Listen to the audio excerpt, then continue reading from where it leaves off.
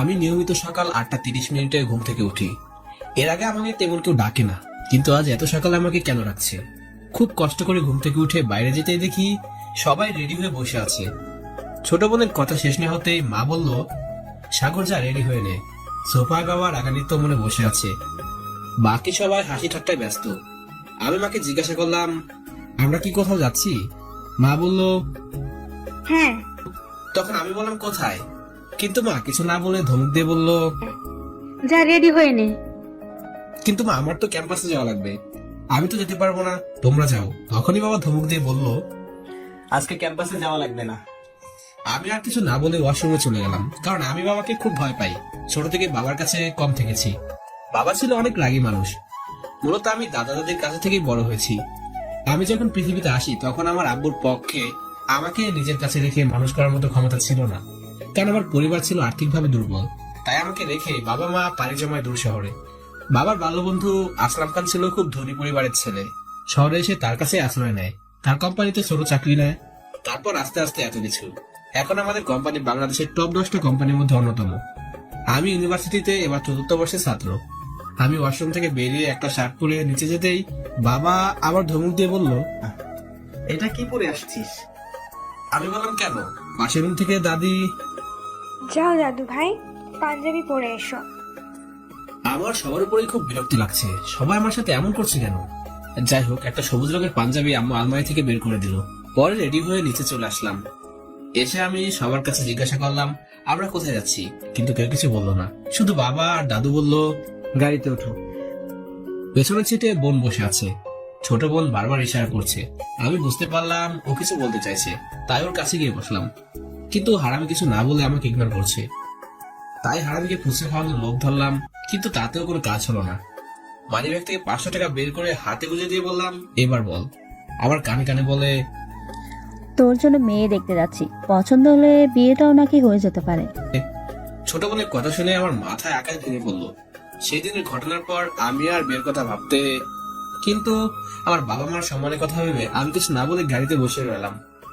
আর নেমে যেতে পারলাম না। আর অনেকদিন পর পরিবারের সবাই একসাথে খুব আনন্দ করছে। সবার এই আনন্দকে আমি নষ্ট করতে চাই না। কিন্তু আমরা যাচ্ছি কোথায়?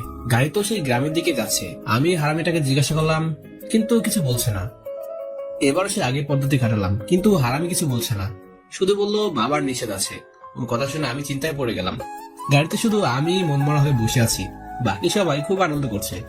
অনেক দূরের পথ, তাই মাঝপথে এসে একটা হোটেলের সামনে গাড়ি থামলো। সবাই হোটেলের ভিতরে ঢুকে গেল, কিন্তু আমি গেলাম না। পাশের দোকান থেকে একটা সিগারেট নিয়ে টানতে টানতে একটু সাইডে চলে গেলাম। আমি সিগারেট খাই, এটা বাসা থেকে তেমন কেউ জানে না। চিন্তাগ্রস্ত মনে আমার বেস্ট ফ্রেন্ড আমিনুরকে ফোন দিলাম, কিন্তু শয়তানটা কল রিসিভ করলো না। 3-4 বার কল দেওয়ার পর রিসিভ করলো। আমি ওকে সব খুলে বললাম। ও বলল, তোর ফোনে লোকেশন অন কর, আমি তোদের ফলো করে আসছি। সবাই আবার গাড়িতে উঠে পড়লো। আবার সে বিরক্তিকর যাত্রা শুরু হলো। এবার সোজা গিয়ে দাদার বাড়ি গিয়ে থামলো। গাড়ি থেকে নেমে প্রথমে চোখ গেল পাশের বাড়ির দিকে। অনেক সুন্দর করে সাজিয়েছে, ঠিক যেন বিয়ে বাড়ি। আমি এত কিছু না ভেবে সোজা রুমে চলে গেলাম, কারণ এই বাড়ির সাথে জড়িয়ে আছে অনেক খারাপ স্মৃতি, যা আমি কখনোই বলতে পারবো না। ওয়াশরুম থেকে ফ্রেশ হয়ে বিছানায় গা হেলিয়ে দিলাম, কিন্তু বেশিক্ষণ বিশ্রাম নিতে পারলাম না। বাড়িতে এত চেঁচামেচি যে আমি ঘুমাতেই পারলাম না। এর মধ্যে আমিনুর গ্রামে এসে গেল, আমাকে কল দিয়ে এগিয়ে আসতে বললো। আমি ওকে এগিয়ে নিয়ে আসতে যাবো, ঠিক এমন সময় বাবা এসে রেডি হয়ে নিতে বলো। ছোট বোন এসে বলে, ভাবি কিন্তু সেই ভাইয়া। এদিকে আমিনুর ফোন দিয়ে যাচ্ছে, কিন্তু আমি রিসিভ করতে পারছি না, কারণ পাশে দাদি আর আব্বু দাঁড়িয়ে আছে। আব্বু আর দাদির সামনে আগাতেই, এ কি, আমাকে কোথায় নিয়ে এলো? এই পাশের বাড়িতে। আমার এখন প্রচন্ড রাগ হচ্ছে, কিন্তু কিছু বলতে পারছি না। সবাই গিয়ে সোফায় বসলাম। খাবার দাবারের পর্ব শেষ হতেই মেয়েকে সামনে আনা হলো। আমি বাবার দিকে বিস্ময়সূচক দৃষ্টিতে তাকিয়ে জিজ্ঞাসা করলাম, কার জন্য মেয়ে দেখতে আসছে আমরা? তখন মা পাশ থেকে বলল, তোর জন্য। মেয়ের মুখ দেখে আমি টাসকি খেয়ে গেলাম। দিদি এখানে কেন? সেই ছোট্টবেলায় দুজন একসাথে খেলাধুলা করতাম, দুজন একসাথে স্কুলে যেতাম। আমাদের মধ্যে একটা অন্যরকম সম্পর্ক ছিল, একজন আরেকজনকে ছাড়া থাকতেই পারতাম না। তবে সেদিন এসে তিক্ত অভিজ্ঞতার পর থেকে একা থাকা শিখে গেছি। তবে তিথি এখন দেখতে এত সুন্দর হয়েছে যে চোখ ফেরানো যাচ্ছে না, পুরাই আগুন। তারপরেও এবারে বিয়ে করা আমার পক্ষে সম্ভব না। মেয়ে দেখার পর্ব শেষ হতেই আমার বাবা আর তিথির আম্মুকে নিয়ে কি যেন কথা বলছে। অবশ্য তিথির সাথে আমার কথা বলার কোনো সুযোগ ছিল না। আমি একবার দাদিকে বললাম, কিন্তু দাদি বলে, আমাদের সময় তো এসব ছিল না বাবু, তোর দাদা আমায় দেখতে গিয়ে বিয়ে করে নিয়েছিল। এর আগে আমাদের মধ্যে তো কোনো কথাই হয়নি। আমরা কি খারাপ আছি? আমি কিছু একটা বলতে যাব, তখনই বাবা মা একসাথে চলে আসলো। তাই বাধ্য হয়ে মুখ বন্ধ করে রাখতে হলো। কিছু বলার থাকলেও ভুলতে পারলাম না। মা সেই মেয়ে আমার খুব পছন্দ হয়েছে, অনেক সুন্দর এবং লক্ষ্মী। আমার বৌমা হিসেবে এই মেয়েকেই চাই। দাদি নাতবো আমার এটাই চাই। পরিবারের সবার কথা শুনে আমি হতবাক। সবাই বলে কি, আমার এখন কান্না আসছে। এর মধ্যে ছোট বোন এসে বলছে, আব্বু, ভাইয়ের মেয়ে পছন্দ হয়েছে কিনা জিজ্ঞাসা করবে না? ও কি বলবে, ও কি বোঝে? পারলে ওর কাছ থেকে ফোনটা নিয়ে নাও। ওর কথা সুবিধার মনে হচ্ছে না। ছোট বোন, আব্বু, ফোন দিতে পারলে ফুসকা খাওয়াবা। এদের সবার যত্ন নেয় আমি যথেষ্ট। আসলে সেদিনের সেই ঘটনায় আমি আমার বড় বোন ছাড়া পরিবার তেমন কেউ জানে না। অবশ্য বড় বোন এখন দেশের বাইরে আছে। যদি জানতো তাহলে এবারে মেয়ে দেখা তো দূরের কথা, এক মুঠো খাবারও খাইতে আসতো না। অবশ্য দোষ আমারই ছিল। হঠাৎ আমিনুরের ফোন, পাশে বাবা মা দাঁড়িয়ে আছে। আমি পকেটে হাত ঢুকে পাওয়ার বাটন চাপ দিয়ে ধরলাম, কারণ বাবা যদি জানতে পারে আমি এখনো আমিনুরের সাথে মেলামেশা করি তাহলে খুব বকবে। বাসা নিচে টং দোকানে আমি আর আমিনুর সিগারেট খাচ্ছিলাম। বাবা বেলকনি থেকে দেখে ফেলে। ব্যাস, সেদিনের পর থেকে আমিনুরের সাথে আমার মেশা বাড়ানো। চেপে ধরার ফলে ফোন অফ হয়ে গেল। বিকাল গড়িয়ে সন্ধ্যা হয়ে গেল। আমি বসে আছি, পাশে ছোট বোন সহ পরিবারের সবাই বসে আছে। পাশের বাড়ি থেকে তিথির আম্মু আর দাদি বাবাকে ইশারা করে ডাক দেয়। কি যেন কথা হয়। তারপরে বাবা এসে, সাগর যাও, রেডি হয়ে নাও। বাবা আমরা কি এখন শহরে রওনা দেব? জি না, তোমার বিয়ে হবে আজকে রাতে। কিন্তু বাবা আমি এবার বিয়ে করতে পারবো না, আমাকে কয়টা দিন সময় দাও। আমি কথা দিয়ে ফেলেছি। মেয়ে তো অনেক সুন্দর, আর তোরা তো ছোট থেকে একসাথে বড় হয়েছিস, তাহলে সমস্যা কি? শহরের বাড়িতে গিয়ে একটা বড় অনুষ্ঠান করব, তখন তোমার বন্ধুদের দাওয়াত দিও। আমাকে আর কোনো কথা বলার সুযোগ দিল না। চাচাতো ভাইকে আমার সাথে রুমে পাঠালো। এরকম অনিচ্ছা সত্ত্বেও রেডি হয়ে নিতে হলো। বাবা মায়ের ভয়ে বিয়েটাও করে নিতে হলো। এত ব্যস্ততার মাঝে আমি আমিনের কথা ভুলে গিয়েছিলাম। সবাইকে কাটিয়ে বাইরে এসে আমিনের নাম্বারে কল দিলাম, কিন্তু আর কল গেল না। মনে হয় চাষ শেষ হয়ে গেছে। এদিকে রাত বেশি হয়, আমাকে আজকে শহরে ফেরা হলো না। আমি মনে মনে ভাবছি, পৃথিবীতে কি আমি একমাত্র পুরুষ যে কিনা বাসর রাত স্ত্রীর বাড়িতে কাটাবে? এখন রাত 9টা বেজে গিয়েছে, তাই আর বাইরে থাকতে পারলাম না। 2-3টা মেয়ে এসে বলে, ভয়ে পালিয়ে বেড়াচ্ছেন কেন? আমি কথা না বাড়িয়ে চলে আসলাম। রুমের দরজায় তালা দেওয়া, টাকা না দিলে নাকি রুমে ঢুকতেই দিবে না। কিন্তু আমার কাছে তো টাকা নেই, কি করব? 15-10 মিনিট পর বাবা এসে বাচ্চাদের দাবি মিটিয়ে রুমের তালা খুলে দিল। রুমের সামনে দাঁড়িয়ে ভাবছি, তিথিকে কোনোদিন আগের সেই কথাগুলো বলবো না। অনেক চিন্তা দ্বিধা সন্দেহ নিয়ে বাসার ঘরে প্রবেশ করলাম, কিন্তু আমি ঘরে কাউকে দেখতে পাচ্ছি না। কেন? আসলে কি কেউ নেই? তিথি কোথায় গেল? একটু খোঁজাখুঁজি করার পর বেলকনিতে চোখ গেল, দেখি একা একা তিথি বসে আছে। কাছে গিয়ে পেছন থেকে যে ডাক দিলাম, তখনই আমার পাঞ্জাবির কলার ধরে ধাক্কা দিয়ে দূরে সরিয়ে দিল। আমি মেঝেতে ঠাস করে পড়ে গেলাম। এতে আমার মাথায় হালকা কেটে গেল, ফলে রক্ত বের হচ্ছে। আমার কাছে এসে গলা চেপে ধরে বলছে, আমি কিছু জানি না ভেবেছেন? আমি সব জানি। আপনি একটা প্রতারক। আপনার মতো ছোট মানসিকতার ছেলেকে আমি কখনো আমার হিসেবে মেনে নিতে পারবো না। তারপর আমার গলা ছেড়ে দিয়ে বাসর ঘরের যতভাবে সাজানো হয়েছিল সবকিছু এলোমেলো করে দিল। ঘরের ভিতরের অবস্থা নর্দমার মতো করে দিল। গ্লাসে এক গ্লাস পানি ছিল, সেটা বিছানার একপাশে ঢেলে দিয়ে গ্লাসটা টান মেরে ফেলে দিল। এর ব্যবহারে আমি অবাক। আমার একটাই প্রশ্ন, ওই কথাগুলো তিথি জানলো কিভাবে? এত সব কাহিনীর মাঝে আমি আমিনুরের কথা এক প্রকার ভুলে গেলাম। দেখি তিথি মানে আমার বউ ঘুমিয়ে পড়েছে। ফ্যানের বাতাসে ওর চুলগুলো মুখের উপর পড়েছে, আর ছোট চুলগুলো উঠছে। সুন্দর লাগছে, কিন্তু সুন্দর লাগে কি হবে? ওর যা ব্যবহার, আজকে আমার সাথে যা করলো, আমার বাবা মা আমার সাথে কোনোদিন এমন ব্যবহার করে নাই। শুধু ওদের বাড়ি বলে সহ্য করে নিলাম। তবে আমি চরম ভাবে এর প্রতিশোধ নিব প্রতিজ্ঞা করলাম। আমার মনে একটাই প্রশ্ন, তিথির বড় বোন অনিকার সাথে যে সম্পর্কটা ছিল সেটা কি তিথি জানে? তাহলে জানলো কিভাবে? এটা ভাবতে ভাবতে বেলকনিতে চলে গেলাম। তারপর আনমনা ভাবে পকেটে হাত দিলাম, দেখি একটা সিগারেট রয়েছে। রুমে একটা লাইটার ছিল। ধরিয়ে 2 টান দেওয়ার পর দেখি পেছন থেকে কে যেন হাসি দিচ্ছে। আমি ভাবলাম ভূত টুত নয় তো। পেছনে তাকাতে দেখি তিথি উঠে পড়েছি। আমার কাছে এসে বলছে, রুমের মধ্যে এসব চলবে না। যা করবেন বাইরে থেকে করে আসবেন। আর আমি এখন ঘুমাবো, কোনো রকম সুযোগ নেওয়ার চেষ্টা করবেন না। তারপর বিছানা চলে গেল। বিছানার এক পাশে শয়তান পানি ফেলে রেখেছে, মেঝেতেও ময়লা করে ফেলেছে।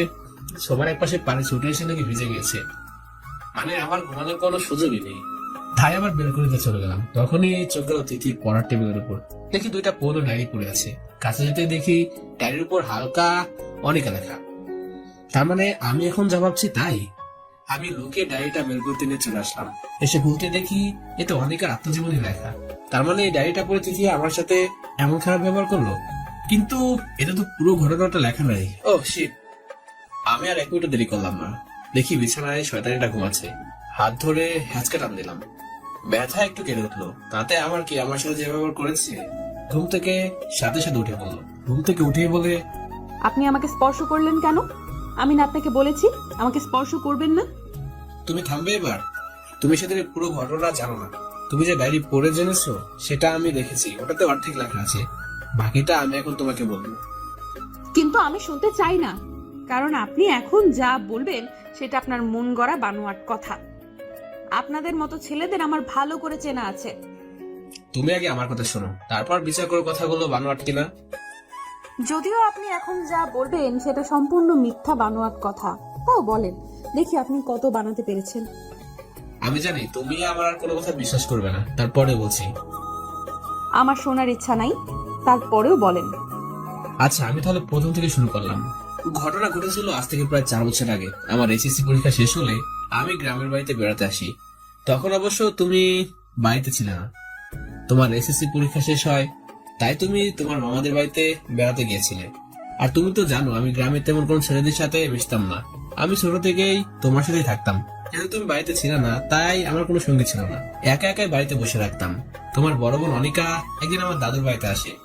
আমি একা একা বসেছিলাম, তাই অনিকা আমাকে সাথে করে তোমাদের বাড়িতে নিয়ে যায়। মূলত ওখান থেকে অনিকার সাথে আমার কথা বলা শুরু হয়। এর আগে আমি তেমন কোনো কথা বলতাম না, সেটা তুমি ভালো করে জানো। অনিকা ছিল আমার 2 বছরের বড়, তাই আমি মনে করতাম আপু বলাই বেস্ট। কিন্তু অনিকাকে আমি যখন আপু বলতাম তখনই ওর মুখ কালো হয়ে যেত। তখনই বুঝতে পেরেছিলাম আমার প্রতি অনিকার কিছুটা দুর্বলতা আছে। তুমি বিশ্বাস করো, আমি কখনো এই দুর্বলতার সুযোগ নিতে চাই নাই। আমি তখন অনিকাকে আমার বড় বোন, বড় আপুর মতো দেখতাম। আমি একদিন একা একা তোমাদের বড় পুকুরটার পাড়ে বসেছিলাম। এমন সময় অনিকা এসে আমার পাশে বসে। ওই দিন আমার মন খারাপ ছিল, কারণ পরের দিন আমার রেজাল্ট দেওয়ার কথা ছিল। ও এসে আমাকে বোঝাচ্ছিল। এমন সময় গ্রামের করিম চাচা দেখে ফেলে অনিকা আমার মাথায় হাত দিয়ে বসে আছে। ব্যাস সোজা গিয়ে আমার দাদুর কাছে বলে দেয়। কিন্তু সেই সময় আমাদের মাঝে কোনো সম্পর্কই গড়ে ওঠেনি। কিন্তু দাদু ওই সময় কিছু বললো না। কারণটা মনে হয় পরের দিন আমার রেজাল্ট। পরের দিন রেজাল্ট দিল, আমি খুব ভালো রেজাল্ট করলাম। অনিকা একটা পিচ্ছিকে দিয়ে খবর পাঠালো আমি যেন পুকুর পাড়ে দেখা করি বিকেল 5টার সময়। আমি একটু দেরি করে গেলাম, গিয়ে দেখি অনিকা একটা লাল শাড়ি পরে বসে আছে। ওকে অসাধারণ লাগছিল তখন, তাই আমি আমার নিজের মুখকে আটকে রাখতে পারলাম না। বলে ফেললাম, আপু তোমাকে আজ অনেক খুব সুন্দর লাগছে। কিন্তু আপু বলাতে রেগে গেল, তাই আমি আর কোনো কথা বললাম না। দুজনেই চুপ করে বসে আছি, কেউ কোনো কথা বলছি না। 5 থেকে 7 মিনিট পর অনিকা আমাকে বলছে, তুই জানতে চাস না তুই আমাকে আপু ডাকলে আমি কেন রেগে যাই? আমি বোকার মতো বলে ফেললাম, কেন? তখন অনিকা বলল, তুই বুঝিস না একটা মেয়েকে কখন আপু বললে সে রেগে যায়? আমি অনিকার কথা শুনে কিছুই বুঝতে পারছিলাম না, তাই আমি চুপ করে বসেছিলাম। হঠাৎ আপু দাঁড়িয়ে বলে, আমার তোকে খুব ভালো লাগে। তখন আমিও বলি, আমারও তোমাকে খুব ভালো লাগে আমার বড় আপু হিসেবে, কারণ তুমি আমাকে অনেক সাপোর্ট দাও। তখন অনিকা বলে, তুই আমার কথা বুঝতে চাচ্ছিস না বা বোঝার চেষ্টা করছিস না। আমি বললাম, কেন? তখন অনিকা বলে, তোর জন্য আমার অন্যরকম একটা ভালো লাগা কাজ করে।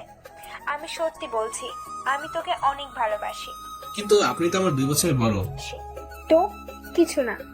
দেখ সাগর, আমি তোকে ছাড়া থাকতে পারবো না। তুই বিশ্বাস কর, আমি তোকে ছাড়া বাঁচতে পারবো না। এই বলে অনিকা দৌড়ে বাড়ি চলে গেল। আমি চিন্তাগ্রস্ত মনে বাড়ি এসে বিছানায় গা হেলিয়ে দিলাম। তারপর ঘুমের রাজ্যে চলে গেলাম। পরের দিন বিকালে সেই পিচ্চিটা এসে বলে, আনিকা আপু আপনার সাথে কথা বলবে। তাই আবার সেই পুকুর পাড়ে গিয়ে বসে আছি। কিন্তু আজকে অনিকা আর আসলো না। সন্ধ্যার পর বাড়ি চলে আসলাম। বাড়ি এসে আমি আর দাদি বসে আছি। এমন সময় খবর আসে অনিকা নাকি অসুস্থ। আমি 1 মিনিট দেরি না করে অনিকাদের বাসায় চলে গেলাম। তারপর যা দেখলাম সেটা দেখার জন্য আমি মোটেও প্রস্তুত ছিলাম না। দেখি অনিকা বিছানায় শুয়ে আছে, হাতে সেলাইন দেয়া। আমি পাশে গিয়ে বসলাম। এশার আজান দেওয়ার সময় সবাই রুম থেকে চলে গেল। আমি আর অনিকা দুজনে রুমে ছিলাম, আর কেউ ছিল না। তখন চাইলে কিন্তু আমি খারাপ কাজ করতে পারতাম, কিন্তু করিনি। আমি অনিকাকে বললাম, আপনি আমাকে এত ভালোবাসেন কেন? কিন্তু অনিকা কিছু বলছে না। অনিকা 3 থেকে 4 মিনিট পর বলল, এখন তুই যা, কাল বিকাল 5টার সময় পুকুর পাড়ে আসিস, দেরি করিস না কিন্তু। আমি ওর কথা মতো চলে আসলাম। এসে বিছানায় গা হিলিয়ে দিলাম। তারপর ঘুমের দেশে চলে গেলাম। পরের দিন বিকালে 1 সেকেন্ডও দেরি করলাম না, সোজা পুকুর পাড়ে চলে গেলাম। দেখি তাও অনিকা আগে থেকেই বসে আছে। আমি যেতেই বললো, তার তুই ভাবলি কি? আমি আর না বলতে পারলাম না। এখান থেকে শুরু হলো আমাদের পথ চলা। আমরা ভালোই চলছিলাম। আমার সামনে আরো 3 মাস বন্ধ ছিল, তাই পড়ালেখা তেমন কোনো চাপ ছিল না। আর অনেকা গ্রামের কলেজে অনার্স সেকেন্ড ইয়ারে পড়তো, তাই ওর কোনো চাপ ছিল না। ভালোই কাটছিল আমাদের দিনগুলো, সবসময় খুব আনন্দ থাকতাম। আর মজার ব্যাপার হলো, দাদুর কাছে আমাদের ব্যাপারে যে নালিশ করছিল, দাদু নাকি উল্টো তাকে ঝাড়ি দিয়ে পাঠিয়ে দিয়েছে। কিন্তু আর বেশি দিন আমরা এইভাবে থাকতে পারলাম না। অনেক বড় করে ভালো একটা ছেলে অনিকাকে দেখতে আসলো। অনিকাকে দেখা মাত্রই ছেলে পছন্দ হয়ে গেল। অবশ্য অনিকাকে কারো অপছন্দ হবে না, ওকে একবার দেখলেই ভালো লেগে যায়। ওর চোখে একটা মায়া আছে, যে মায়া কেউ এড়িয়ে যেতে পারবে না। ওর মুখে টোল পরে যা যে কোনো ছেলে অবহেলা করতে পারবে না। ওর মুখে একটা হাসি আছে, যে দেখবে সে সারা জীবন ভুলতে পারবে না। ছেলে লন্ডনে থাকে, অনিকাকে নাকি বিয়ের পরে নিয়ে যাবে, তাই অনিকাদের পরিবার সবাই রাজি হয়ে গেল। ছেলে পক্ষকে এই বলে পাঠালো যে সামনে শুক্রবার অনিকার আব্বুরা ছেলের বাড়িতে গিয়ে বিয়ের দিন তাই ঠিক করবে। কিন্তু অনিকা এসবের কিছুই জানতো না। পরে শুক্রবার বিয়ের দিন ঠিক করা হলো। 13 তারিখ, মাত্র 2 দিন সময় হাতে রেখে বিয়ের দিন ঠিক করা হলো। অনিকাকে সবাই বুঝিয়ে বলাতে অনিকা না করতে পারে না, কারণ অনিকার আব্বু ছিল হার্টের রোগী।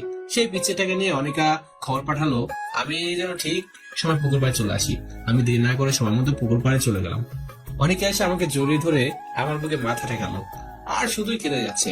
ওর কান্না দেখে আমিও কেঁদে দিলাম। আমাদের মধ্যে কোনো কথা হচ্ছে না, শুধু কাঁদছি আর কাঁদছি। এমন সময় বাজার থেকে আসছিল অনিকার আব্বু। আমাদের অবস্থায় দেখে ফেলে, কিন্তু কিছু না বলে চলে যায়। শেষ পর্যন্ত আমি আর অনিকা ঠিক করলাম আমরা পালিয়ে যাবো। আমাদের সব পরিকল্পনায় হলো বিয়ের আগের দিন রাতে আমি অনিকার আগমনের জন্য আমার লাগেজ নিয়ে রেডি হয়ে দাঁড়িয়ে আছি, কিন্তু অনিকাই আসলো না। প্রায় 2 ঘন্টা দাঁড়িয়ে থাকার পর পেছন থেকে কারোর আসার শব্দ পেলাম। পেছনে তাকাতেই একই, অনিকার আব্বু কেন? তাহলে কি সব জেনে গেল? আমি এখন কি করব? অনিকার আব্বু এসে কিছু না বলে আমার সামনে 2 হাত জোর করে দাঁড়িয়ে আছে আর কাঁদছে, কোনো কথাই বলছে না। আমি জীবনে কোনোদিন মানুষের এমন অসহায়ত্ব দেখি নাই। কিছু সময় এই অবস্থায় থাকার পর বলল, বাবা তুমি শহরে চলে যাও। দেখো বাবা, আমি পাত্রপক্ষকে কথা দিয়ে ফেলেছি। এখন যদি আমি কথা রাখতে না পারি তাহলে আমার আত্মহত্যা করা ছাড়া কোনো উপায় নাই। তোমরা যদি আগে বলতে তাহলে আমি কিছু করতে পারতাম বাবা। চাচার কথাগুলো আমার হৃদয় লেগেছিল, তাই নিজের ভালোবাসাকে বলে দিয়ে শহরের বাইরে রওনা দিই। শহরে এসে একটা বাড়ি ঢুকে মদ আর গাঁজা নিয়ে রাস্তা দিয়ে হাঁটছিলাম, আর এমন সময় একটা প্রাইভেট কার এসে আমাকে ধাক্কা দিল। তারপর আমার আর কিছু মনে নেই। প্রায় 1 থেকে 2 মাস পর আমার গান ফেরে। বাড়ির সবাই ভেবে নিয়েছিল আমি আর কোনোদিন উঠেই দাঁড়াতে পারবো না। আমি যখন সম্পূর্ণ সুস্থ হই তখন অনিকার খোঁজ শুনি ও নাকি আত্মহত্যা করেছিল বিয়ের দিন রাতে। আর ছেলের পক্ষের অপমান আর মেয়ের শোকে চাচি হার্ট অ্যাটাক করে। তারপর হসপিটালে নিয়ে যাওয়ার সময় নাকি মারা যায়। এসব শুনে আমার মাথা ঠিক থাকে না, তাই আমি গ্রামে যাওয়ার জন্য ব্যস্ত হয়ে উঠি। কিন্তু পরিবার থেকে আর যেতে দেয় না, কারণ সামনে আমার অ্যাডমিশন ছিল। তারপর থেকে আমার নিত্য সঙ্গী হয়ে গেল সিগারেট। আমি সিগারেট খেতাম সবকিছু ভুলে থাকার জন্য, মাঝে মাঝে গাঁজাও খেতাম। আমি যখন সিগারেট খাই তখন একটা শান্তি পাই, তখন আমি চিন্তামুক্ত হয়ে যাই। যখন সিগারেট খেয়ে কাজ না হয় তখন গাঁজা খাই। আমার কথাগুলো শেষ করে পেছনে তাকাতে দেখি তিথি ঘুমিয়ে আছে।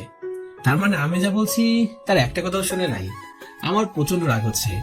আমি তেড়ে চলে গেলাম তিথির কাছে, কিন্তু কিছু বলতে পারলাম না, কারণ হয়তো বড় বড় সাহিত্যিকরাও বলতে পারবে না। দেখে মনে হচ্ছে একটা ছোট বাচ্চা ঘুমিয়ে আছে। ঘুমালে যে তিথিকে এত সুন্দর লাগে সেটা আমার জানাই ছিল না। ঠিক একটা বাচ্চার মতো ঘুমিয়ে আছে। জানালা দিয়ে হালকা বাতাস আসছে, সেই বাতাস লাগছে তিথির গায়ে। জ্যোৎস্না রাত, তাই জানালা দিয়ে আলো এসে লাগছে তিথির মুখে। মুখের উপর 2-1টা চুল বাতাসে ভেসে আছে।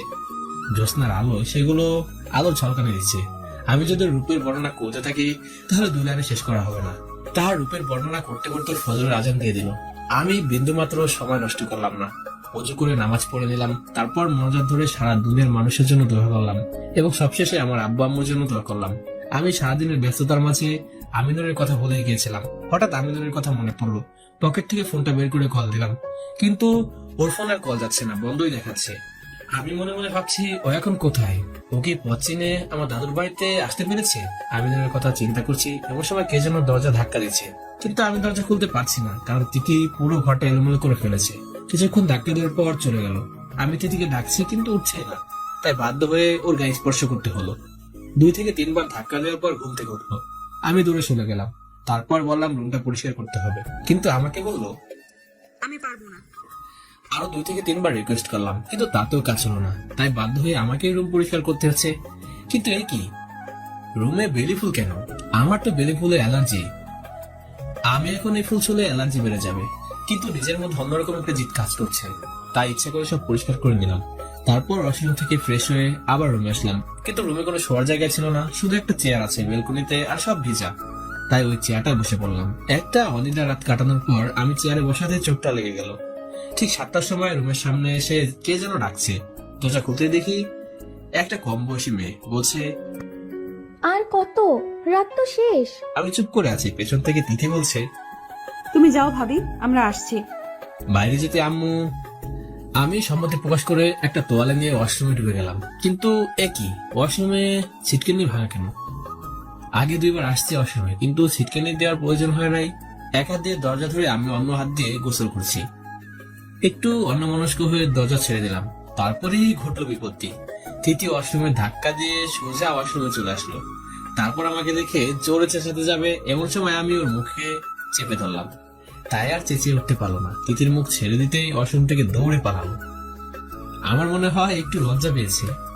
ওয়াশরুম থেকে ফ্রেশ হয়ে রেডি হয়ে বাইরে যেতেই খবর পাই একটা ছেলেকে নাকি গ্রামের দুষ্ট ছেলেরা মেরে পুকুর পাড়ে রেখে গিয়েছে। সে নাকি যন্ত্রণায় ছটফট করছে। আমি দৌড়ে পুকুর পাড়ে চলে গেলাম। গিয়ে দেখি এ তো আমিনুর। আমি ওকে কল করে নিয়ে দাদার বাড়িতে চলে আসলাম। তারপর মাথায় পানি দিয়ে গান ফিরালাম। গ্রামের ডাক্তার কাকাকে খবর দিলে ডাক্তার কাকা এসে ওর ড্রেসিং করে ক্ষত স্থানে ওষুধ লাগিয়ে দিল। বাবা এসে আমার কাছে প্রশ্ন করলো, এ এখানে আসলো কি করে? আমি বললাম আমি আসতে বলেছিলাম, কিন্তু রাতে ব্যস্ততার মাঝে ওকে রিসিভ করতে যাওয়ার সময় পাইনি। আমার কথা শেষ হতে ঠাস আব্বু আমার মুখে জোরে একটা থাপ্পড় মেরে দিল। তারপর বলল, আমাকে তুমি কি মনে করো যে আমি নিষ্ঠুর পাষাণ যে তুমি আমাকে কাল রাতে বলতে ভয় পেলে? তোমার বন্ধু গ্রামে আসছে। দরজার আড়াল থেকে দেখি তিথি কাছে, কিন্তু ঠিক কিসের জন্য কাছে অনুমান করতে পারলাম না। আমার জন্য যে কাছে না সেটা 100% নিশ্চিত। তাহলে কি? এদিকে ড্রাইভার গাড়ি বের করে নিয়ে আসলো। আব্বু সবাইকে ডাকছে, এখন শহরে রওনা দিবে। তাই সবাইকে 10 মিনিটের মধ্যে রেডি হয়ে নিতে বললো। তাই আমিও রেডি হয়ে চলে আসলাম। রুমে গিয়ে দেখি তিথি রেডি হচ্ছে না, কাছে। আমি কিছু না বলে নিজের মতো রেডি হয়ে আমিনুরের কাছে চলে গেলাম। ওকে একটা হাফ শার্ট পরিয়ে গাড়িতে উঠলাম। দেখি সবাই রেডি হয়ে গাড়ির সামনে চলে আসছে। আসার সময় একটা গাড়িতে আসলেও এখন আর গাড়িতে ফেরা যাচ্ছে না, কারণ আরো 3জন মানুষ আমাদের সাথে যোগ হয়েছে। তাই আব্বু স্থানীয় বাজার থেকে একটা প্রাইভেট কার ঠিক করে আনে। একটা গাড়িতে আব্বু, তিথি, আরো কয়েকজন, আর অপর গাড়িতে আমি, আমিনুর, আমার ছোট বোন। গাড়ি ছেড়ে দিল। গ্রাম পাস করতে আমিনুর একটু সুস্থ হলো, এখন উঠে বসতে পারছে। আমিনুর আমাকে বলছে, বন্ধু তোমার বউ কই? তখন আমি আমিনুরকে সবকিছু খুলে বললাম। আমিনুর আমাকে এই বলে আশ্বস্ত করলো যে কিছুদিন সংসার করার পর ঠিক হয়ে যাবে। আমিনুর আমার বউ ছবি দেখতে চাইলো, কিন্তু আমার কাছে কোনো ছবি ছিল না। তাই আমি বললাম, আমার কাছে কোনো ছবি নাই। সামনে থেকে আমার ছোট বোন, ভাইয়া আমার কাছে ছবি আছে, দেখাবো? কিন্তু তখন আমিনুর বলল, এখন দেখবো না, একবারে সরাসরি দেখবো। আনুমানিক 3 ঘন্টা পর আমরা শহরে পৌঁছে গেলাম। কিন্তু তারও আগে আব্বু আম্মুরা চলে আসে। আমি আমিনুরকে রুমে নিয়ে গেলাম। দুজনে ফ্রেশ হয়ে নিলাম। তারপর আমিনুর বলল, তোর বউকে দেখাবি না? বন্ধুরা আপনার রাখতে ওকে তিথির কাছে নিয়ে গেলাম। তিথিকে দেখে আমিনুর কেমন যেন করছে, আর কোনো কথাই বলছে না। কিছুক্ষণ পর দেখি আমিনুর চোখ দিয়ে পানি পড়ছে। এদিকে তিথিও ঠিক একই অবস্থা।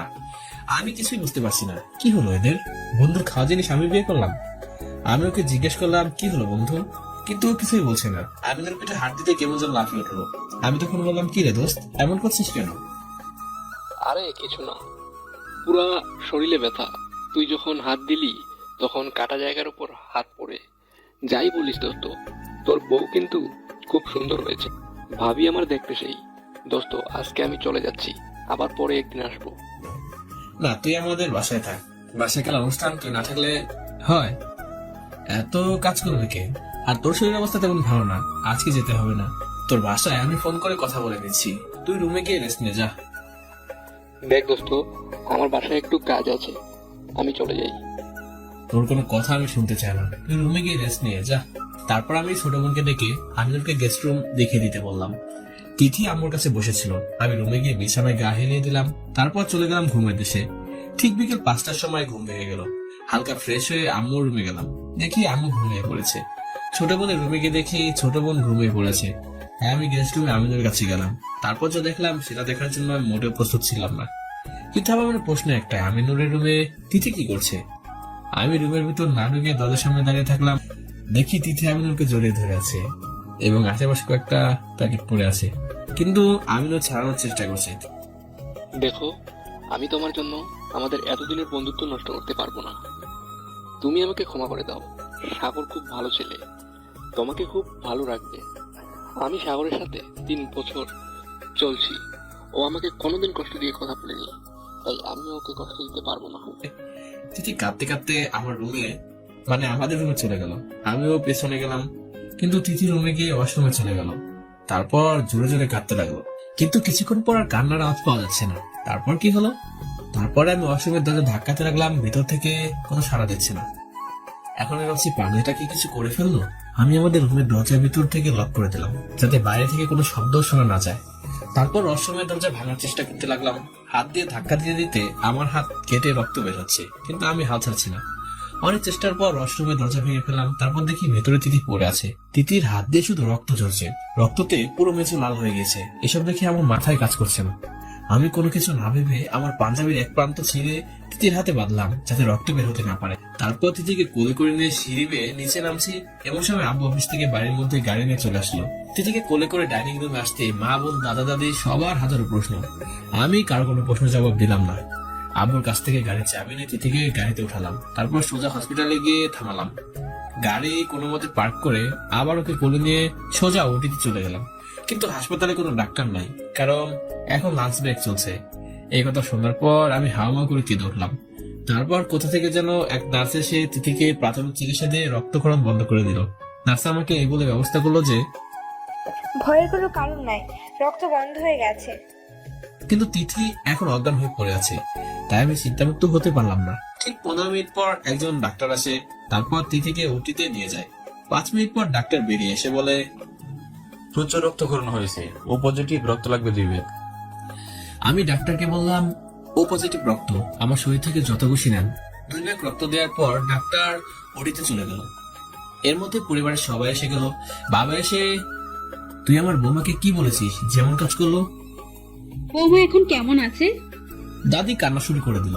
আমি কোনো জবাব না দিয়ে বসে রইলাম আর কাঁদতে লাগলাম। তারপরে আমি ভাবছি, আমি কার জন্য কাঁদছি? যে আমাকে কোনোদিন মেনে নিবে না, যে অন্যের জন্য আত্মহত্যা করতে যাচ্ছে। তারপর আমি চোখের পানি মুছে হাসপাতাল থেকে সোজা বাড়ি চলে গেলাম। বাড়ি এসে আমি আমিনুরকে গেস্ট রুমে খুঁজতে গেলাম, কিন্তু আমিনুরকে গেস্ট রুমে পেলাম না। সারা বাড়ি তন্ন তন্ন করে খুঁজলাম, কিন্তু কোথাও ওকে পেলাম না। আমিনুরের ফোন নাম্বারে কল দিলাম, কিন্তু ওর ফোন বন্ধ দেখাচ্ছে। তাই আমি সোজা স্টোর থেকে আমার বাইক বের করে সোজা আমিনুরের বাড়িতে চলে গেলাম। রুমে ঢুকতে আমিনুরের আব্বু আম্মু ভালো মন্দ জিজ্ঞেস করলো, কিন্তু আমি কারোর সাথে কথা না বলে সোজা আমিনুরের রুমের সামনে চলে গেলাম। দেখি দরজা ভিতর থেকে লক করা।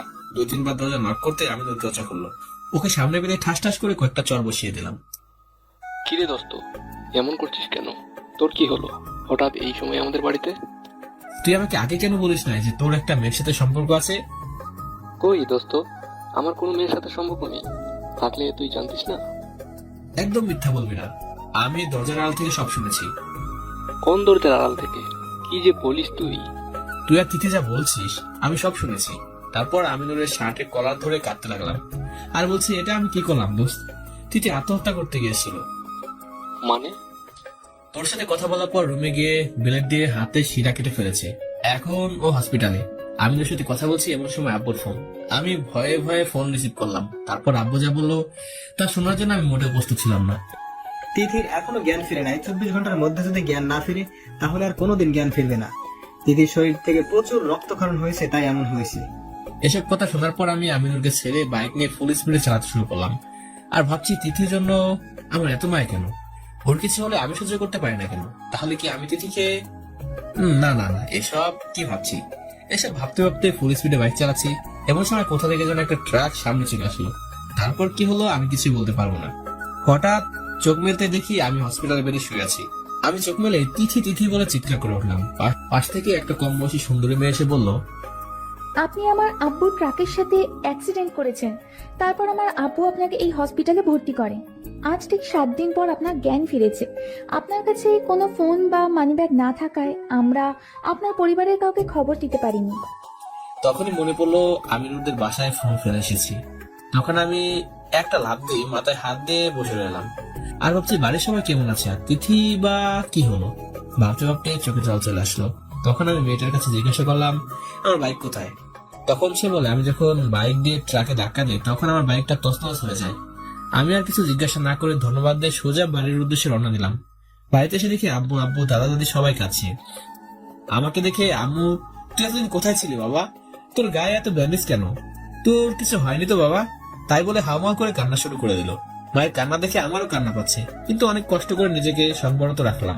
ছোট বোন কেঁদেই যাচ্ছে, কেউ থামতেই পারছে না। আমি ছোট বোনটাকে জড়িয়ে ধরলাম, তারপর আস্তে আস্তে কান্না থামলো। এর মধ্যে আব্বু জিজ্ঞাসা করে বসলো, কি রে, তোর এই অবস্থা কি করে হলো?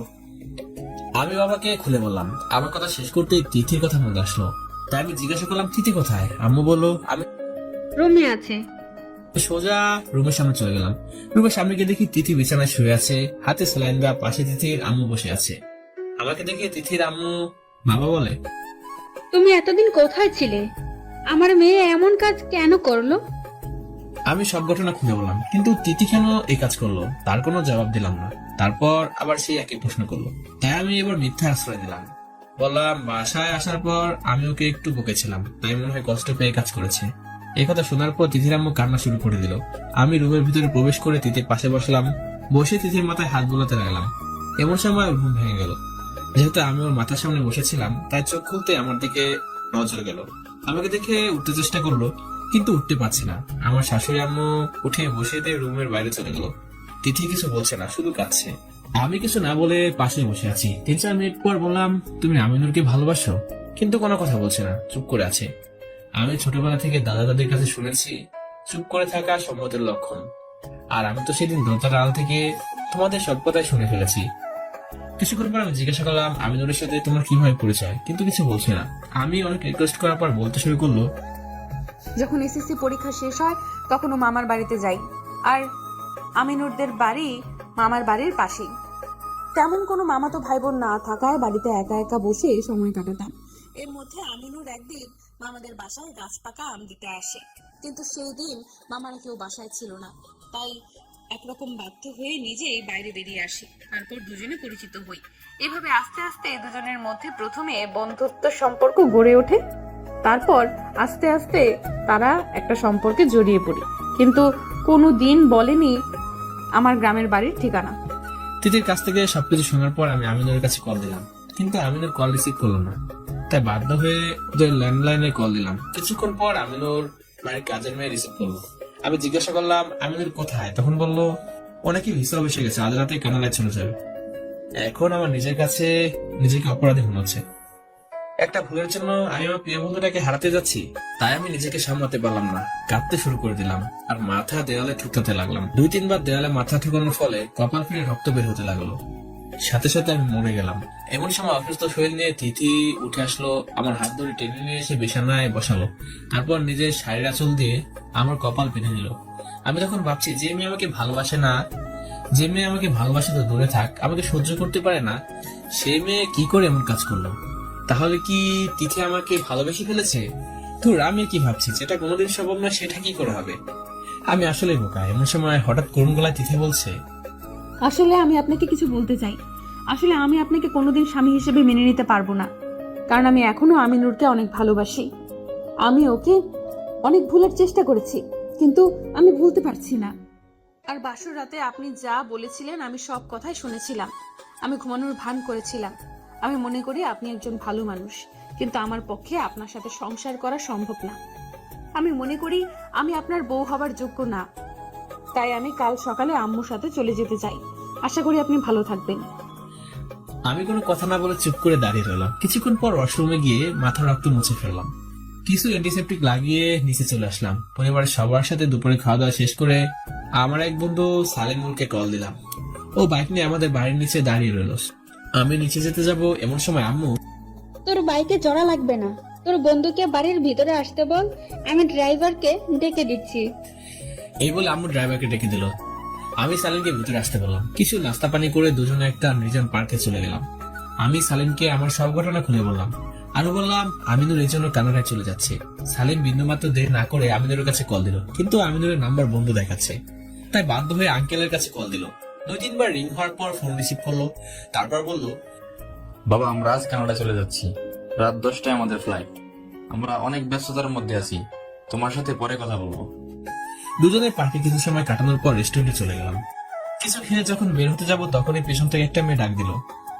এই শোনেন, পেছনে করে তাকায় দেখি হাসপাতালে সেই মেয়েটা পাশে একটা ছেলে আছে। আমাদের কাছে এসে ভালো মন্দ জিজ্ঞাসা করে বলছে, এই ছেলের সাথে আমার বিয়ে রবিবারে, মানে আজ থেকে 2 দিন পর, আপনাকে কিন্তু আসতেই হবে। তাই বলে আমার ফোন নাম্বার নিয়ে নিল। আমি সালিমকে বাসায় পৌঁছে দিয়ে সোজা বাড়িতে চলে আসলাম। রুমে এসে বসতেই অপরিচিত নাম্বার থেকে ফোন। আমি ফোন রিসিভ করতেই কি কেমন আছেন? এখন আপনার শরীরের কি অবস্থা? গলা শুনে বুঝতে পারলাম এটা হসপিটালে সেই মেয়েটা, ওর নাম প্রিয়া। প্রিয়া আমাকে আমার পরিবার সম্পর্কে জিজ্ঞাসা করতে আমি বলে দিলাম। আমার বউয়ের কথা শোনার পর বলে, আপনারা কাল আমাদের বাসায় চলে আসেন। কিন্তু কাল কেন? কাল আমার গায়ে হলুদ, পরের দিন বিয়ে। আমাকে অনেক অনুরোধ করেছে, তাই আমি ফেলতে পারলাম না। আমি ফোন কেটে দিতে যাব এমন সময় বলছে, ভাবিকে নানি আসবেন না কিন্তু। আমি সম্মতি প্রকাশ করে ফোন কেটে দিলাম। রাতে খাবার শেষ করে রুমে এসে বালিশ নিয়ে সবাই শুতে যাব এমন সময় পেছন থেকে তিথি ডাক দিল। আমি বললাম, কিছু বলবেন? কিন্তু জবাই বলল না। আমি বললাম, আমার একটা রিকোয়েস্ট রাখবা? তোমার কাছে এটা আমার শেষ আবদার। কি রিকোয়েস্ট আগে বলেন। হাসপাতালে যে মেয়েটা আমার দেখাশোনা করেছিল, রবিবারে তার বিয়ে। আমাদের দুজনকে দাওয়াত করেছে। আমি কথা দিয়ে ফেলেছি যে আমরা আসছি। কিন্তু কাল তো আমি গ্রামে চলে যাব। আমি তোমাকে গ্রামে দিয়ে আসবো, তুমি ভয় পেও না, তোমাকে আটকে রাখবো না। কবে যেতে হবে আমাদের? আগামীকাল বিকালে। আমি ভেবে দেখি, তারপরে বলবো না। আচ্ছা, তুমি যা ভালো বোঝো তাই করো। এই বলে আমি বালিশ নিয়ে মেঝেতে একটা চাদর পেতে শুয়ে পড়লাম। কাল একটু ক্যাম্পাসে যাওয়া লাগবে, পরীক্ষার ফিস দিতে। তাই আর ফোনে ঘাটাঘাটি না করে চোখের পাতা বন্ধ করে চলে গেলাম এক অচেনা রাজ্যে, যেখানে কোনো হিংসা প্রতিহিংসা নেই, যেখানে নেই কোনো অশান্তি। সকাল 8টার সময় ঘুম থেকে উঠে বললাম, দেখি রুমে তিথি নেই। হয়তো ওয়াশরুমে গেছে তাই মনে করে বসে থাকলাম, কিন্তু ওয়াশরুম থেকে কোনো আওয়াজ আসছে না। তাই দাঁত ব্রাশ করতে করতে ওয়াশরুমে চলে গেলাম। একবার গোসল করে ফ্রেশ হয়ে চলে আসলাম। মোটামুটি পরিপাটি হয়ে ডাইনিং রুমে খেতে বসলাম। দেখি আব্বুও ডাইনিং রুমে বসে খাচ্ছে। আমাকে জিজ্ঞাসা করলো, কোথায় যাচ্ছিস? আমি বললাম, ক্যাম্পাসে পরীক্ষার ফিস দিতে। 30 তারিখ থেকে আমার ফাইনাল ইয়ার পরীক্ষা। বাবা বলল, পরীক্ষা হয়ে গেলে তুমি অফিসে জয়েন করো। আমি আর কতদিন কষ্ট করবো বলো? আমি সম্মতি প্রকাশ করে বাড়ি বাড়ি গিয়ে সালিমকে কল দিলাম। ও বাসার সামনে চলে আসলো। ক্যাম্পাস বেশি দূর না হয় দুজনে হাঁটতে লাগলাম। আমি জিজ্ঞাসা করলাম আমিনুরের সাথে কথা হয়েছে কিনা। সালিম জবাবে বলল, হ্যাঁ হয়েছে, জামিনের কানাডাতে একটা ভালো জব পেয়েছে। আর ওর আব্বু ওদের সাথে কোম্পানিতে কাজ করে। ওর আব্বু আম্মু 1 মাস পরে চলে আসবে, কিন্তু আমিনুর স্থায়ীভাবে থেকে যাবে। আমিনুর আরো বলল, ওর নাকি দেশে আসার ইচ্ছা নাই। এই কথা শোনার পর আমার নিজের কাছে অনেক খারাপ লাগছে। আমি আমিনুরকে কেন থাপ্পড় দিতে গেলাম, এসব ভাবতে ভাবতে চোখে জল এসে গেল। তারপর সালিম বলল, দোস্ত, আমরা কলেজে চলে যাচ্ছি, তুই রুমাল দিয়ে চোখ মুছে নে। কলেজের কাজ শেষ করে শপিং মলে চলে গেলাম, কারণ আমার বিয়েতে যাওয়ার মতো তেমন কোনো পাঞ্জাবি নেই। সাথে ছিল বৈশাখী আর সালিম। ভাবছি তিথির জন্য একটা হলুদ শাড়ি আর একটা সবুজ শাড়ি কিনবো, ওকে খুব ভালো মানাবে। বৈশাখী 2টা শাড়ি পছন্দ করে দিল। 2 ঘন্টার মধ্যে শপিং করে বাসায় চলে গেলাম। তুমি গিয়ে দেখি তিথি একা একা রুমে বসে আছে। দেখে মনে হচ্ছে ওর মন খারাপ। তাই বিয়েতে যাওয়ার বিষয়ে কিছু না বলে 2টা শাড়ি হাতে ধরে দিলাম। বিয়ের ফাংশনে যেহেতু সন্ধ্যায় যাব, তাই দুপুরে একটু ঘুমানোর প্রয়োজন, কারণ বিয়ের আগের দিন রাতে হয়তো ঘুমাতে পারবো না। আমি ওয়াশরুম থেকে ফ্রেশ হয়ে এসে সোফার উপর শুতে যাব, এমন সময় তিথি বলছে, আপনি বিছানায় ঘুমান। আমি আর কোনো কিছু জিজ্ঞাসা না করে বিছানায় ঘা হেলিয়ে দিলাম। কিছুক্ষণের মধ্যে ঘুম এসে গেল। কে যেন মিষ্টি করে ডাকছে, মাথায় হাতও দিচ্ছে। আমি ঘুমের ঘরে হাতটা ধরে ফেললাম, কিন্তু ছোটার চেষ্টা করছে। চোখ মেলতে দেখি তিথি। সে নীল শাড়িটা পরে আমার সামনে দাঁড়িয়ে আছে, আর ওর হাতটা আমি ধরে আছি। ওকে দেখার পর হাত ছেড়ে দিয়ে বললাম, সরি। জবাবে তিথি বলল, না না, ঠিক আছে, আপনি তো ঘুমিয়েছিলেন। একটা মেয়ে নীল শাড়ি পরলে যে এতটা সুন্দর লাগে আমার জানা ছিল না। কি অপরূপ লাগছে আমি ভাষায় প্রকাশ করতে পারবো না। শুধু এতটুকু বলতে পারবো, আমি পরি দেখিনি, কিন্তু পরীর মতো কাউকে দেখলাম।